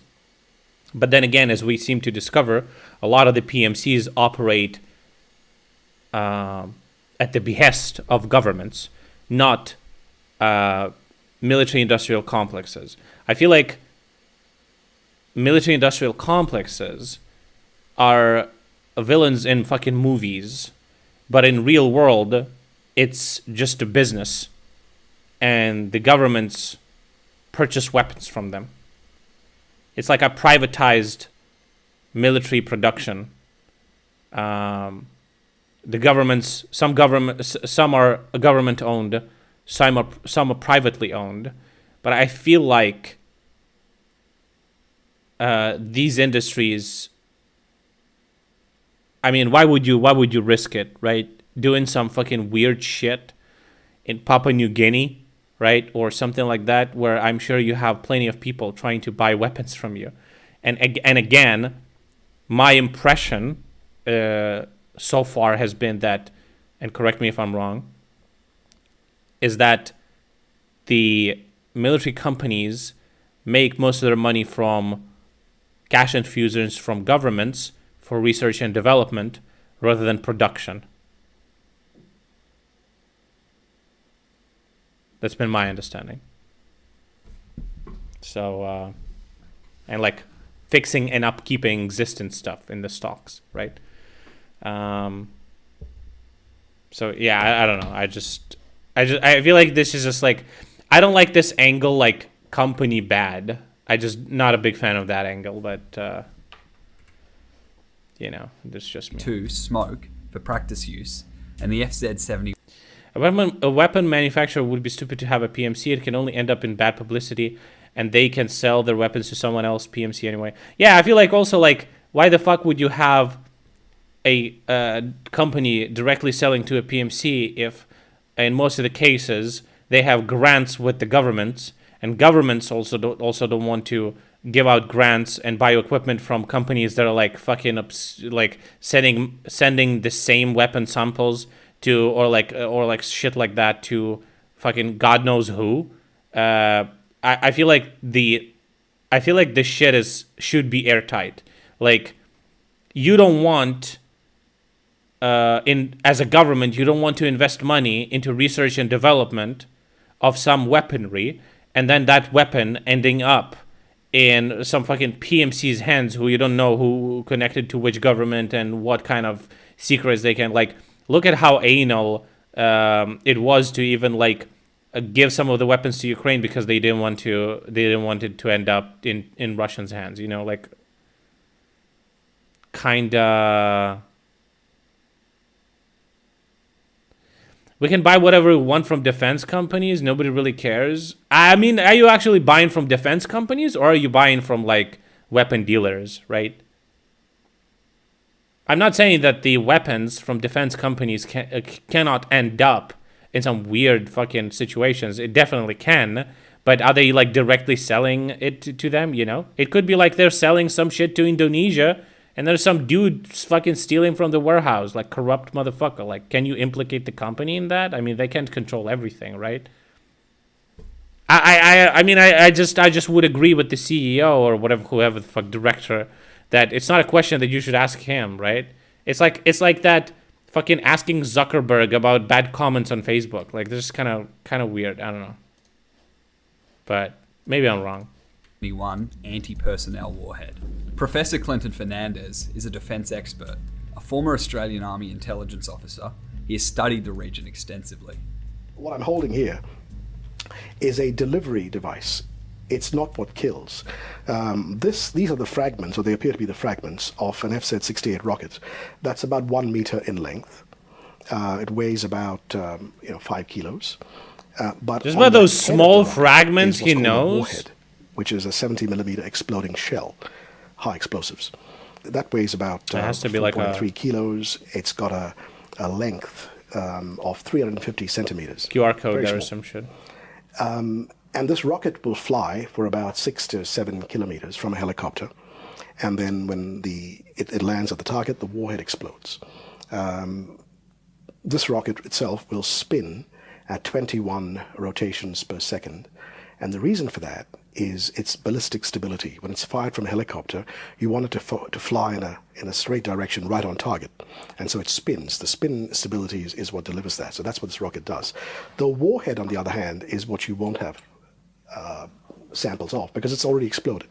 So the warhead is an FZ 70. Yeah, but then again, the company sells it to the government of Indonesia, so you should be asking the government the questions, not the guys who make the weapons, no? 8,000 splinters. So a rocket will splinter into 8,000 fragments around a radius of 21 meters, so basically 130 centimeter. What is the point of this guy just reciting Wikipedia? I don't understand. It's like steel rain coming at you. It's anything in that circle is going to die. Its lethality is... the government allows it to happen. Yeah, exactly. You ask the government. That's my point, bro. Hello? What the fuck? I'm taken to the grave of a young woman who died shortly after making it to the village. You don't ask the defense company, right? I mean, you could question if they should sell it to Indonesia, but, you know... Died of starvation. Australia also approves weapon deliveries, right? You could implicate, say, Australian government is fucking doing some shit. Unfortunately, this woman's story is not unique. Each witness was able to recount many people they knew dying of starvation or other illnesses brought on by the attack. So we asked them to prepare or wherever the fuck that company was from. Staggering. They handed me a list of the names of 297 people who they claimed died as a result of this attack or incidents relating to the sustained... Yeah, but then again, if you're a company... The witnesses claimed that if you're a company based in Australia that makes weapons, you cannot export weapons to other countries without your government's approval. So, and then, you know... make a protest of this military attack in Kiwirok. And then they shot him. I organised to go through the list with some of the witnesses in order to clarify how some of the people died. Jerry Tablo is arrested by TNI and killed. And I got tortured as well. I wear shorts. What the fuck is the problem with shorts? He was shot in Kiwirok. And was he shot by a sniper or? M16. M16, yeah. And he was peaceful demonstration. Marius. Fuck Indonesia, Papuans deserve independence. I don't even understand what the fuck is the point of fucking with them, bro. What the fuck? Just mind your shit. I don't understand. It's not like these people are mining that shit themselves. Like, why would they give a fuck what you do? I'm so confused. I'm 16. Masarat nga na hindi. Masarat ko. Tena ya kantung da. Ina weno kung I'm naive? In what way, bro? I live in a country that is under fucking occupation and war. I see what countries do when they really want to do it. Like, I don't understand. She was shot by M16. They want the money to get from the mining? Well, then mine. What the fuck? Why you fucking with the villagers? What can they do, bro? They don't know the kids' names. Oh. So they don't know the kids' names, but with 2 kids who were also killed in Kiwi Rock. Due to a lack of access, we're unable to properly verify the deaths on this list, but we did cross-reference them with a list of names of refugees from the OPM, and some of the names matched up. We spoke to Human Rights Monitor, an NGO conducting their own investigation through church groups into what happened at Kiwi Rock, and they came to the conclusion that around 60 people died. This report is yet to be released. According to the account from the local OPM that was accompanied by the photos of corpses and casualties shown earlier, as of 2023, at least 72 people had died. This report was also accompanied by these pictures of graves, and some of the names on the graves match the names of the witnesses we spoke to listed. Yet according to our sources, the mountain camps where people are hiding are scattered and isolated. As such, any accounts of deaths may be limited to a certain area. It is also worth noting that it's customary for the people of this area to use multiple different surnames depending on the circumstance, so we cannot make any concrete assertions to the number of deaths. What is clear though is that an entire village, thousands of people have been displaced, shelterless, starving, and unable to return home to this day. It is also clear that many of these people have died, mostly Nyalam Kupal people, a language group with less than 20,000 speakers. Well, this is definitely a Thales rock, as you can see here. Bro, I don't understand. Villages. The people are kept in poverty while big companies and governments pocket the profits. What profits? What do you profit? I'm sorry, can you explain that to me? What do you profit by making these people die? What do you profit? You lose money on shells and fucking fuel. What are you profiting from? What are you profiting from? I'm not saying that this is not happening. I just want to know the reason. I feel like 40 minutes we watched of this, and I don't understand the reason. Is it a religious thing? Is it a ethnic, racist thing? What is the problem? You only have to think what Russia wants to do with Ukrainian oil and farm produce. That's not the reason Russia attacked. Russia has plenty of oil and produce. It's very similar how Russians view Ukrainians. Russians don't view anything. Fucking Russian government doesn't view people as people at all. They are ready to sacrifice their own. I feel like this is a completely different issue. We don't have any religious differences. We don't have any ethnic differences. It's just Russia's imperialistic desire to get more land and expand, and create like an empire, like what USSR was pretty much. But I feel like these are not the same goals that these guys have in mind. This caused thousands of people in these villages to be displaced to go. Who spokesperson? What? What is that? What is that name? Can you decode that for me, please?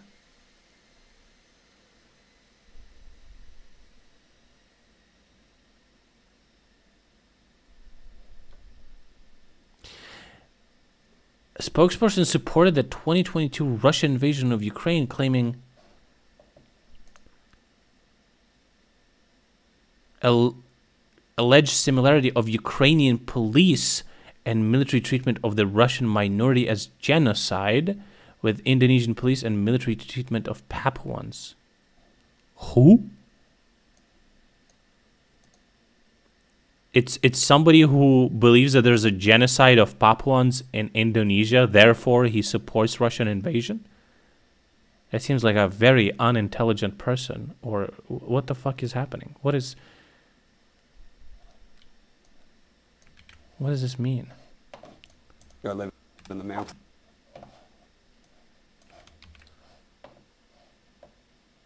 It's West Papua National Liberation Army.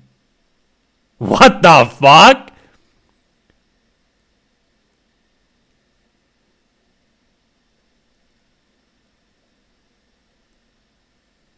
Excuse me? Oh. Well. This completely changes my perspective on what's happening in this videos. No, I mean, can you link me? Where did you find that? You posted this on Discord. In which channel? Stream? Oh, it's Wikipedia.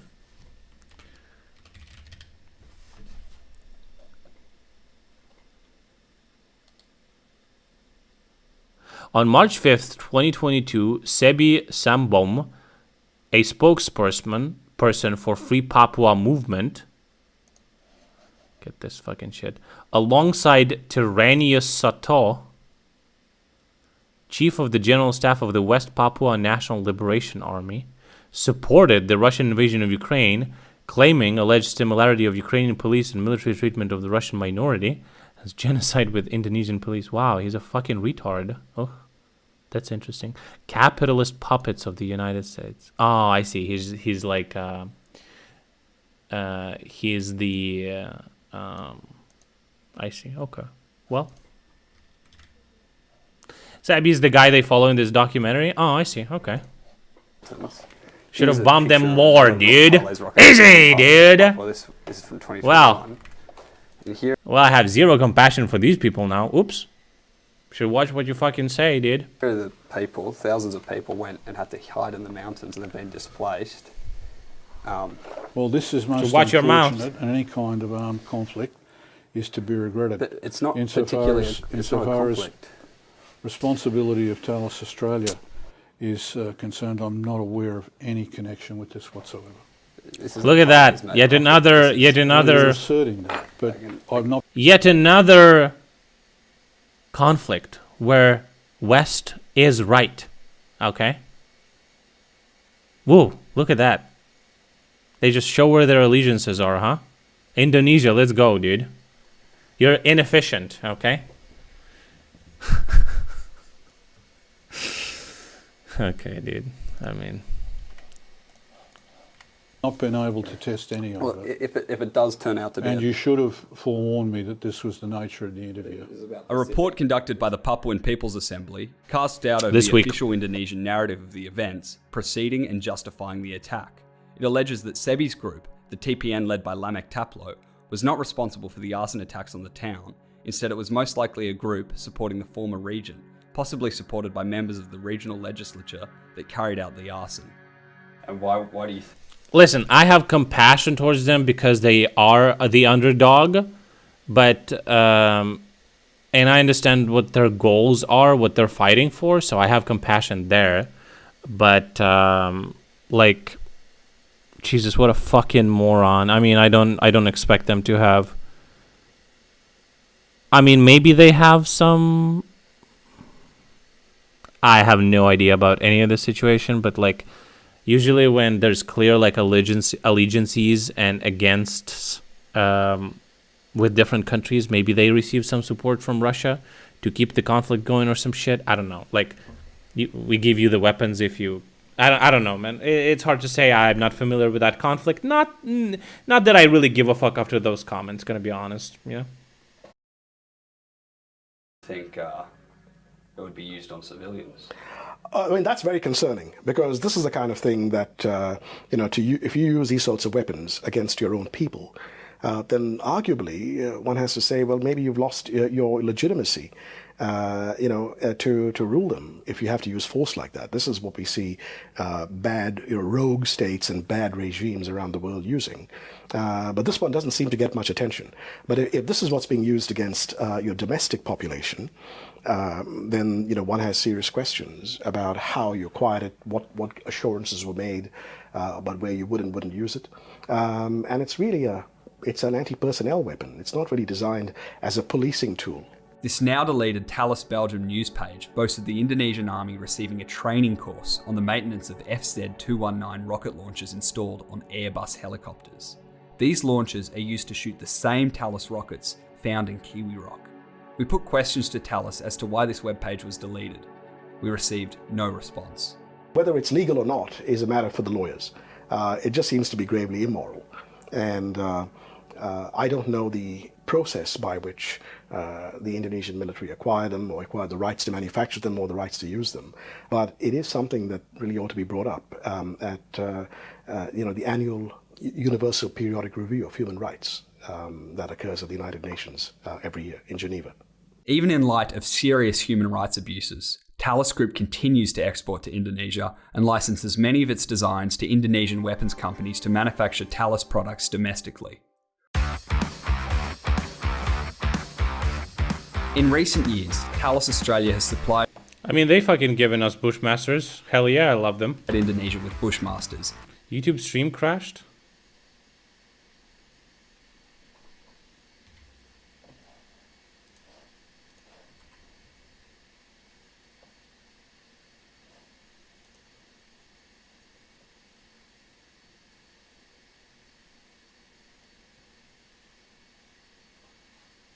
No, it didn't. Why the fuck you lying?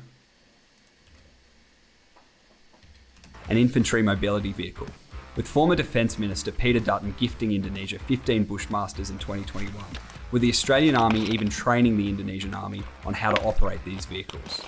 In 2016, Indonesian weapons... Yeah, but also France was delivering fucking scopes for tanks and modernizations, and Germany was delivering that shit too to Russia after 2014. So yeah, I would have questions to those countries instead of the fucking weapons manufacturer, you know? Company Pindad struck a deal with Thales Australia to license the Bushmaster design and build their own model, modified for Indonesian requirements, ordering 50 of these vehicles. Bushmaster is a marvellous weapon for protecting people. That's what it's designed to do, protecting people. That's why it's been so successful in Ukraine, for example. It's why a number of other countries around the world have bought Bushmaster. It's why the Australian government continues to purchase Bushmaster. It's a very safe carrier, and it proved its worth not only with Australian forces, but with other friendly countries in Afghanistan, for example.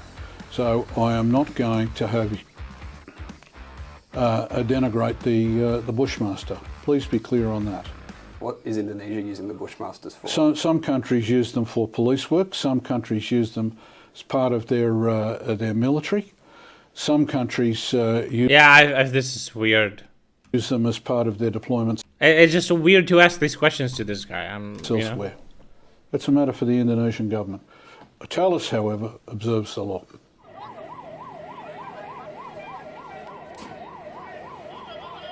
Papuans in cities like Jayapura and Wamena are all too aware of what Indonesian policing with heavy vehicles looks like, usually breaking up protests.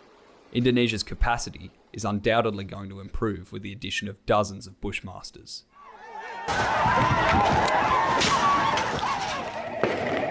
Yeah, I feel like a lot of this shit is like sucked out of the finger. There's a word for that. We have a phrase like that. And when the Indonesian army are doing this, probably conveying military personnel in very rough country. Probably. Shouldn't Australia have a obligation not to sell weapons? A lot of this is a fucking stretch. I'm not denying that shit like that could be happening. I'm just like wondering, like they're just not very clear to me. Conflict in Ukraine is obviously clear. Conflict in Israel between Israel and Palestine is also clear. It's like religious grounds and territorial disputes, right? Here, I just don't see what's happening. Like I don't see a big it could be religious and ethnic questions, but like with fucking people who have like spears and bows. Are you serious? Other weapons are being used. Australia observes international law, and these are matters for the Department of Foreign Affairs and Trade. That's where you should be directing your questions. True. Okay, are we done? We put questions to the Australian Department of Foreign Affairs and Trade. They didn't reply. And the Department of Defence and received No response. So that's 297 people. They remember 297 people that died. And it's like, I'm sorry, like, I see that these people are hurt. Department of Defense. How they got no hurt, response. who hurt them. So Like, this is just like, so, like, 297 people. They remember. he's trying to build a, like a story out of this, but man, like, I don't... 297 people that died. Yeah, they remember. We maintain Indonesia's BTRs? Damn, bro. I guess that guy should have fucking talked, huh? We took it really close to heart, man. That's a lot. Do we have anything else? I would like your assurance that you'll make some representations. I've already said I will make inquiries. That's as far as I'm able to go. We spent weeks attempting to hold loosely to his word and get him to make the relevant inquiries. Yet the only further contact we received was this text. Suggest you direct your inquiry to the Thales Australia Director Communications. Over the course of months, we sent multiple emails and made dozens of phone calls to the Communications Director of Thales Australia, Jasmine Hilliard, and received BTRs suck? What a fucking surprise. No response. We also put questions to the Belgian and French officers of Thales and received no response. No response. Yes.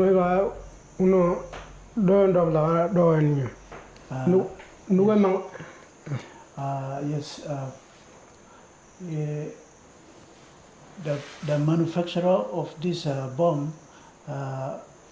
The manufacturer, bro, I can't. I'm done with this video. Well, it's almost over anyway, but Jesus. The manufacturer of this bomb. Okay. Okay, dude. Okay. I'm not gonna lie, that was kind of a sleeper video. Okay.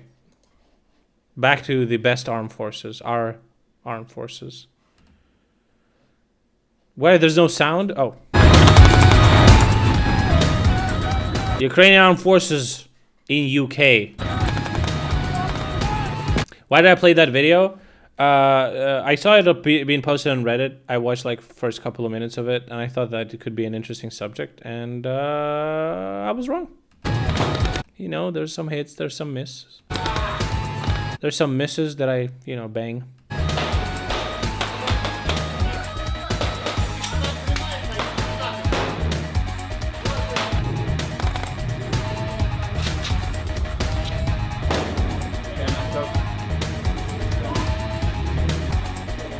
I assume UK doesn't suggest we just move around minefields.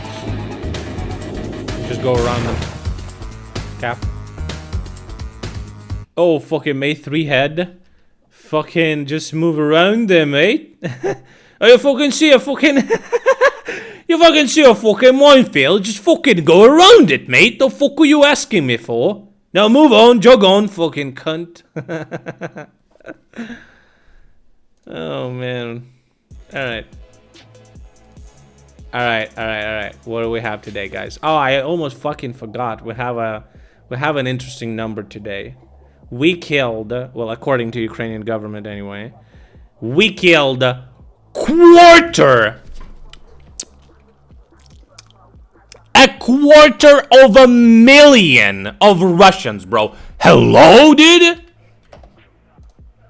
Okay. Does that mean that it's 1 million on this website? Where is it? I don't see it. In total, it would be 1 million. Why does it say 900,000? It's 1 million, dude. Show me 1 million. Dude.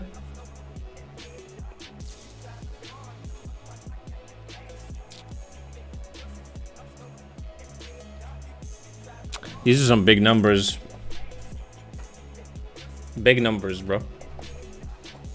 Number too small? Well, I mean, it always can be bigger, right? Like, it always can be bigger when we're talking about Russians, but son, it's pretty big.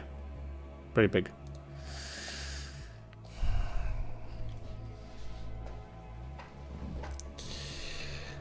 Um,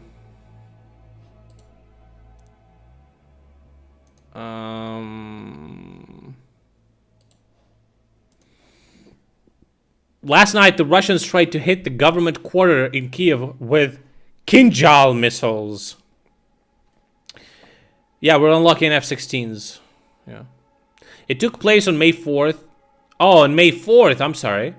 May 4th. 2023. Oh, that's when they used the first Kinjal? When Putin ordered in retaliation for 2 drone attacks on Kremlin, the rocket flew at the cabinet building, but Ukrainian anti-aircraft fighters shot down the missile with Patriot systems. I don't understand. Did Russians wait to use Kinjals on Kiev? Like, they started using them after we got Patriot? Like, what the fuck is this stupid shit?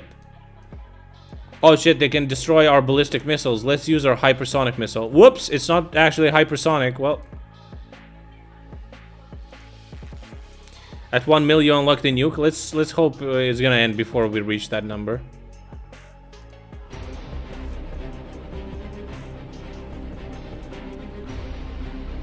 Sonic missile.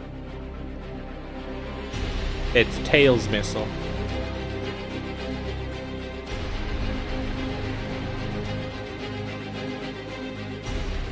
Sup, buddy? Now, I think USA made clear that striking Zelensky directly was not okay. Why Russians didn't do it yet? Bro, I don't think that's true. They tried to assassinate Zelensky so many times. Russia will definitely kill him if they have the chance.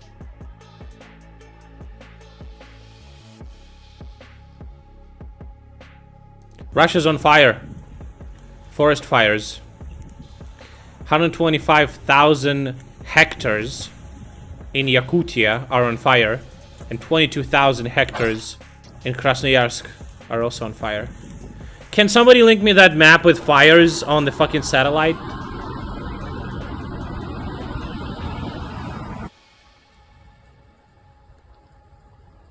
Part of the ATACMS deal? What the bro, you're just making shit up. I don't know what the fuck you're saying that. It's so weird. After February 24th, 2022, the United States sent to Ukraine $66.2 billion in military, financial, and humanitarian aid, writes Washington Post. Based. Awesome. Thanks. Thank you. Let's see. Firms. I understand, bruh. Yo, what the fuck is going on here?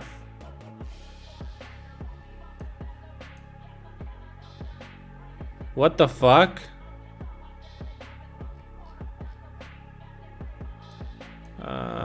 Shit's on fire, bruh.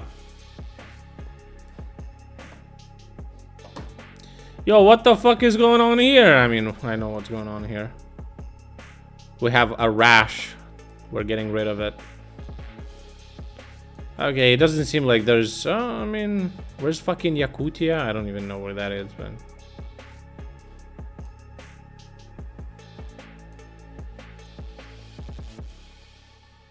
Yeah, that's just fucking crazy. What the fuck is going on?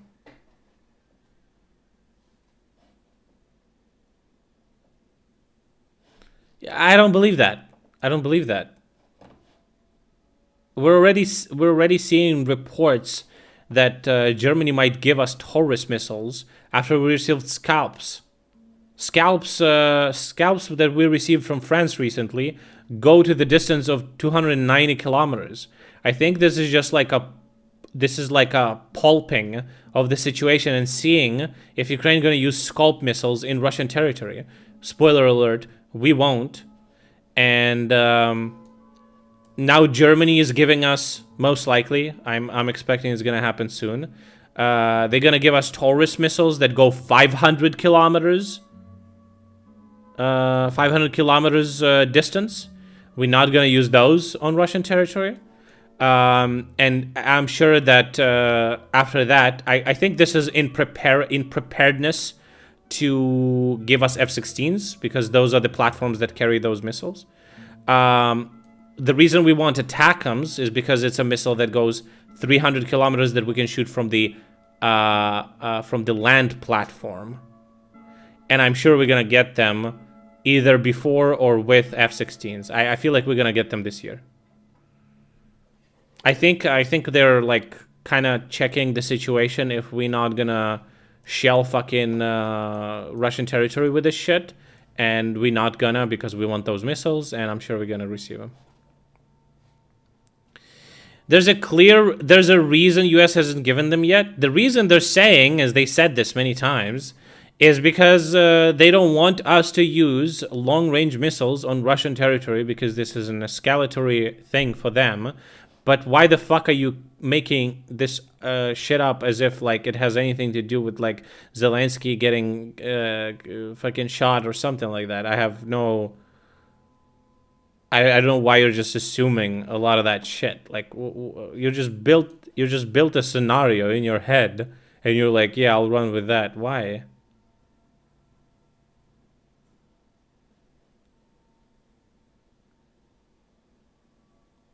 Russia cannot kill Zelensky.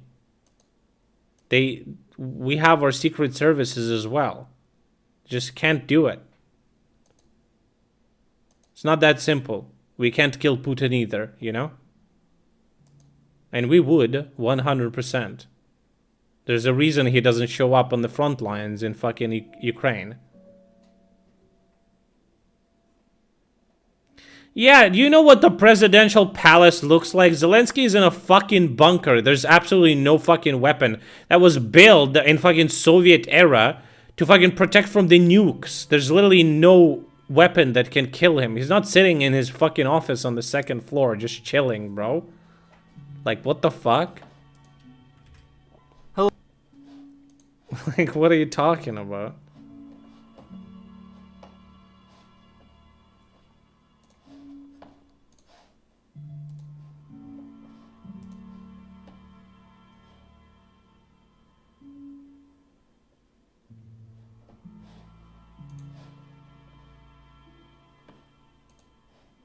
Yeah, when Zelensky appears in different cities close to the front line, obviously all the necessary measures are being done. Yeah. Also, it's not as simple as... You can't just, like... Even when he shows up in very dangerous places, you can't just, like, all of a sudden scramble all your shit and hit him, right? Like, before you get the data that he... Like... Before you get the data, obviously Russians don't know where Zelensky is gonna show up. After the fact, they could like, I don't know, they just don't possess that much information on our territory as we possess on theirs. So, but even then, we don't know, like, we would kill Putin if we could, you know? Our government said as much. Also, there was multiple assassination attempts on Zelensky during the beginning of the war. They really wanted to kill him. Delivery of Abrams was approved this weekend. Didn't delivery of Abrams was approved like fucking several months ago? They just said it's gonna happen close to September. Like 30 tanks, and that's why Scholz decided... Because Scholz said we're not gonna give tanks to Ukraine until somebody else gives them first, and America did that. They promised 31 Abrams tanks, if I'm not mistaken, and then Germany was like, okay, fine, we're gonna give tanks. You can, but you can, and you did it and blame on rebels. We can deny we did it. We won't fucking deny. Who fucking gives a shit? I mean, we would probably deny it. I'm probably positive, but. Wouldn't Russia deny it either? I would say Russia would deny it too, but the difference is nobody would believe them. Budanov would be like, we don't need Russian president. Right? Links don't work always. Yeah, I have no idea why. Try a couple of times. Try sending it a couple of times. I don't know. Maybe it's because you're not a subscriber. I don't understand. It seems like subscribers have a better Seems like subscribers have an easier way of sharing links, but I don't know why is that. I don't have a setting where I forbid people to share links if they're not a subscriber. I want US to stop being a cock and deliver more shit. I agree. Fuck. Short links work. The longer don't. Oh. Maybe there's like a cap on symbols or some shit. Yeah, I don't know.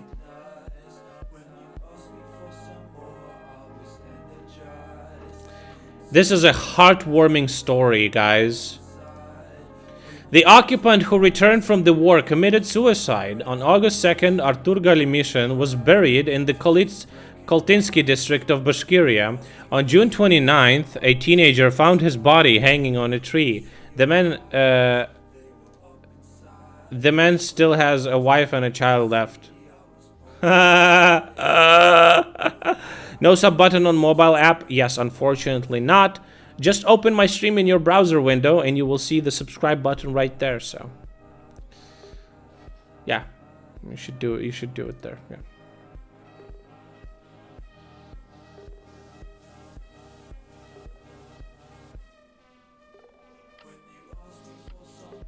Storm shadows are great, but their numbers are small. I think the biggest issue is that we have to use it from a plane. But yeah.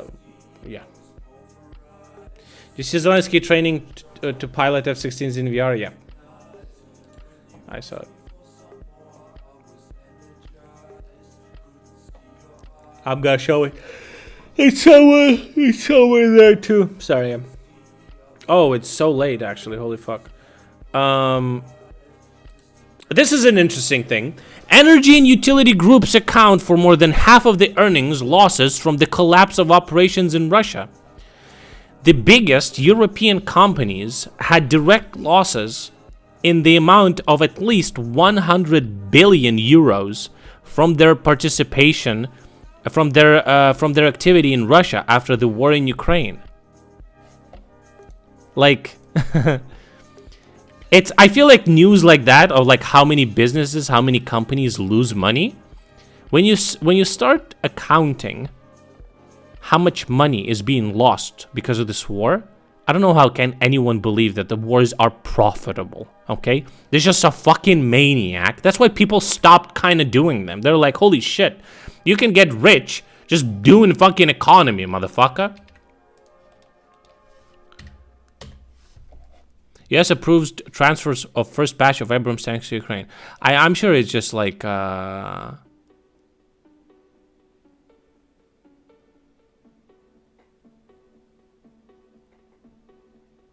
additional step, right?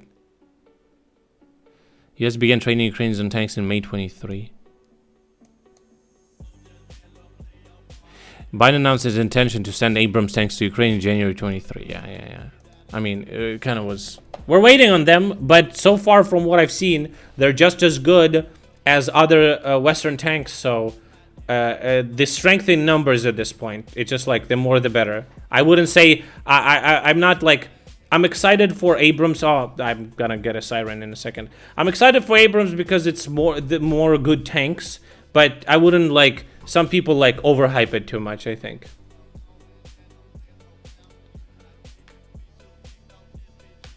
It's the same 31 tanks. There you go. I was right on the number.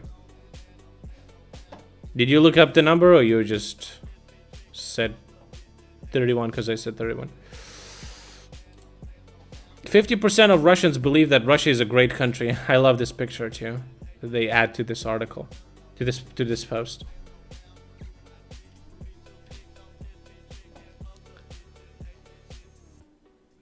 So this is preliminary information. Nobody knows about this. Nobody knows if this is true or not. Why can't I fucking translate any fucking post? It says that Germany is ready to give Ukraine long-range missiles Taurus. At the same time, according to Bild, the Germany is still thinking about it, and there's no official decision of the Bundestag on these missiles. Okay, we'll see. In Turkey, there was an explosion in a big port. Oh, apparently it was grain dust that caught on fire. They're saying that it's negligence. I've seen a couple of videos of that happening. I can believe that. US has 3,700 M1 Abrams in storage sitting in dust. I mean, they give 31. They say they give 31. They may give 50. They may give 100. You have to transport them. You have to set up the proper engineering equipment for them. Bro, like I've said this many times. Trust me. I, as nobody else, wants more weapons for Ukraine. The more weapons, the faster we're going to finish the war, the less casualties we're going to have, the more civilians we're going to protect, okay? But you have to understand that this is not just as simple as just shipping you a bunch of tanks. People need to learn how to use them, and enough people need to learn how to use them. You have to maintain those systems. You have to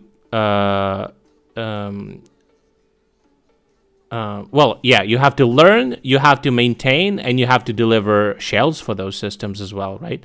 It's a big, difficult logistical challenge. That America is definitely a country that can handle that challenge, but these are substantial resources. You know, I would like be a little bit more chill with that, right?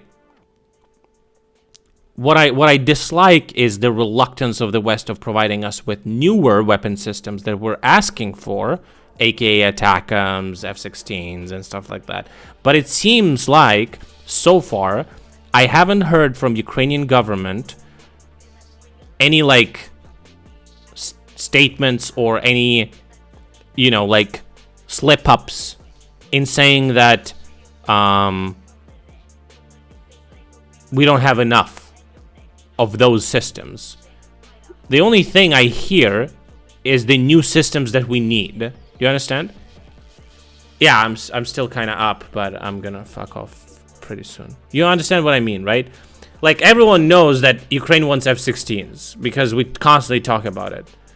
If we had very little of equipment that we crucially require, wouldn't we also talk about it? You understand?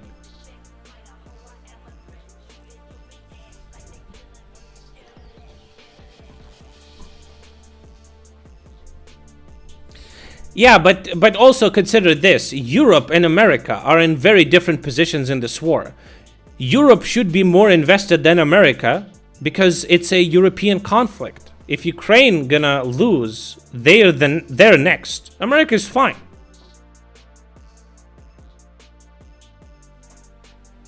America is helping because they gave us security guarantees, and they also they don't want international order to collapse, and they also have the biggest military. They have their own reasons, right?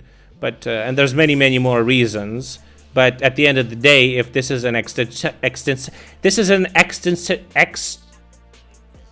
existential war for Ukraine as well as Europe. And as you can see, the countries that are closest to us give us the most aid in percentage equivalent. Because they get it. Putin may visit Turkey at the end of August. Newspaper reports the main topic of the negotiations will be grain deal. He won't do it. He's a pussy. If he's gonna do it, we'll fucking shoot him down from the fucking air. Fuck that bitch. We'll fucking put a Patriot system on fucking Snake Island and we're gonna slap that bitch, motherfucker.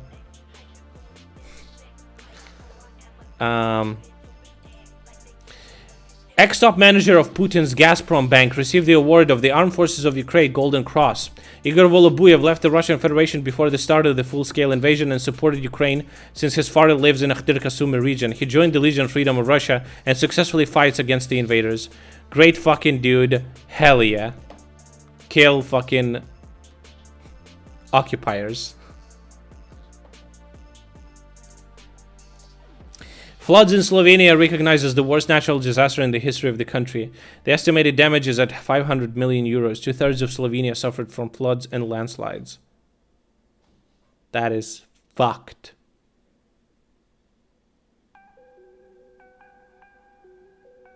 God damn.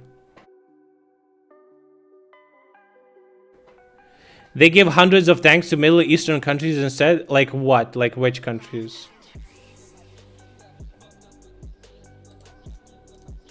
The Russian Federation will be left without ships by the end of the war if they continue to attack Ukrainian ports, says Zelensky. Ukraine will definitely respond to any attack on our civilian population, on our grain brokers.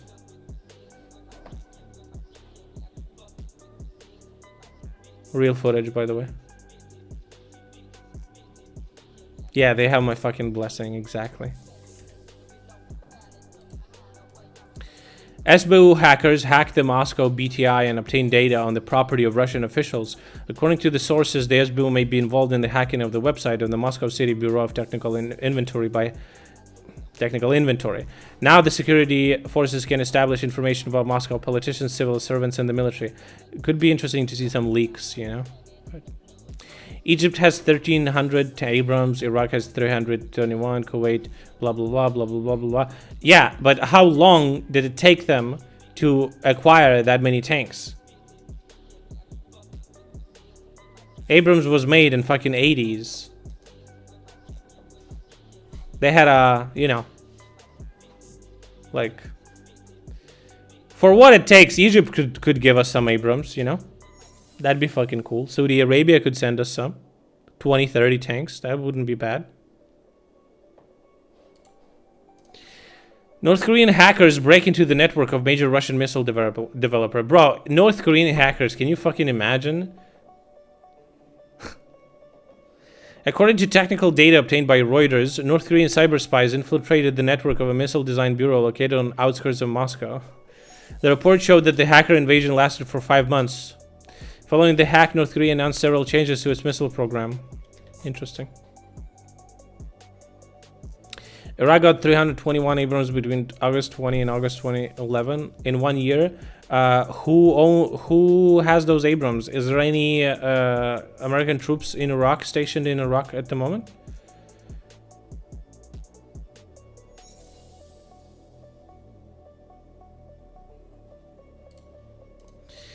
Lukashenko began military exercises near the borders of Lithuania and Poland. Maneuvers are carried out near Suwal corridor. During the preparation, the experience of the war was actively used, namely the widespread use of UAVs, close interaction of tanks, blah, blah, blah. Oh, fucking degens. Nice projecting.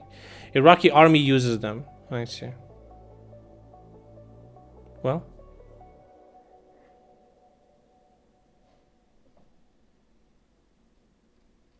Listen. What you just told me is that you said that in a year it is possible to receive 321 tanks from America. So, you know, the first batch is coming in. Let's see what's going to happen next. But let's say Iraq. My understanding is that Iraq is not fighting any nuclear powers. Is that right? That might be the difference. Remember the Pasha Mercedes? Metropolitan Pavel, Pasha Mercedes, was released from custody. He was given, he gave a $900,000 bail. Oh, damn! Did he got pittance? Holy shit! Nice gains, bro. Interesting. Well, just so you know, this doesn't mean that he's free, obviously. He's free until, he's free to move, freedom of movement, until the courts are gonna start, and stuff like that. But he may attempt to flee the country. It's not gonna be simple. And if he's gonna get caught, easy 900K to fucking country's budget, okay? It's because U.S. had most of those tanks in Iraq due to the U.S. invasion of Iraq. Right, obviously, I mean, I'm sure weapon deliveries correlate with conflicts in the regions. Meanwhile, the court sentenced the head of the Tulchin diocese of the Ukrainian, Ukrainian Patriarchy Church. Anyway, we put some fucking Russian monk in fucking prison for 5 years of colony. 5 years of colony with property confiscation. Z. Clap. Clap them chicks, boy. Okay. Zelensky, about the counterattack. There's fatigue in our eyes, but Russians have fear. Nice, dude. This guy fucking slaps. The counterattack is difficult. Progress is probably slower than some want or imagine. We must be patient if we want to win, and we want it. The president also added that Ukraine is not going to continue the war in the territory of the Russian Federation. Yet another signal, probably, to the Western partners to give us long-range missiles, because we promised not to use them on Russian soil. Makes sense. South African Foreign Minister Naledi Pandor said that French President Emmanuel Macron was not invited to BRICS summit. Macron's reaction was, "What's BRICS?" In Donetsk, there was some smoke. That's about the news for today. Probably disaster not only to sell, but just give them out instead of shipping 20,000 tons of steel back to the US. I mean, yeah, sure. What I'm saying is just there's difficulties in transportation. It's not that simple. Obviously, it's possible, but I think it's floodgates will open at some point. I feel like for some types of equipment, the floodgates are open, and we have way more stuff than anyone ever announced. It's just we just need to get the tanks. We got the tanks. We saw that Russia didn't do shit. Now we're probably gonna get them in dozens. Okay. Look at the IFVs. Poland gave us 200 Rosomoks. That's a sizable package. 200 IFVs. Remember how we were super excited about like 40 Bradleys? 200 they just gave us. Nobody fucking bat an eye. I feel like behind the scenes, the shit is fucking moving really nice. So I think it's just anxiousness when the first thing is gonna get delivered, and then it's like, oh, Russia doesn't do shit? Okay, let's go, dude. So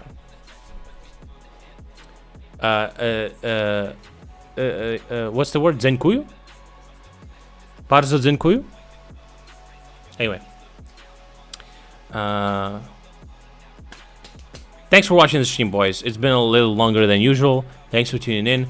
Apologies for that fucking boring ass video, but I thought it was kind of interesting still, you know, that there's like some fucking conflicts in the world. Obviously, smaller scale. I guess that's probably part of the reason people don't pay attention to it. And maybe dipshit journalists trying to misrepresent the facts. Subscribe to my Kick to get a beautiful badge that I added today. I feel like it's a pretty cool design. Hope you like it. It's like a letter T. Get it? Like Thompson. Anyway. Join my YouTube. I'm gonna post a pretty cool video this week. When I'm gonna post it, I'll ask you guys to share it on different channels and stuff, like on Reddit and maybe subreddits and maybe like Twitter and stuff, and clips from videos if you want. I think it's gonna be pretty cool. We can make Hassan mold, isn't that? Wouldn't that be really nice? Also, technically speaking, if he ever watches that video on stream, he might be banned because I'm banned on Twitch, but he doesn't know that. Wouldn't that be funny, bro? I mean, probably rules apply for not for me, but for the whatever the fuck, right? But no, anyway. Thanks for watching the stream. Hope you enjoyed. Subscribe, follow me, donate with credit card, PayPal, subscribe to my Patreon for some. I'm not buying any of you bots. Come on, son, that's cringe. But again, somebody could, and I wouldn't be able to stop them or do anything with that, which is kind of scary, right? Anyway, see you tomorrow. Bye. Leave. No.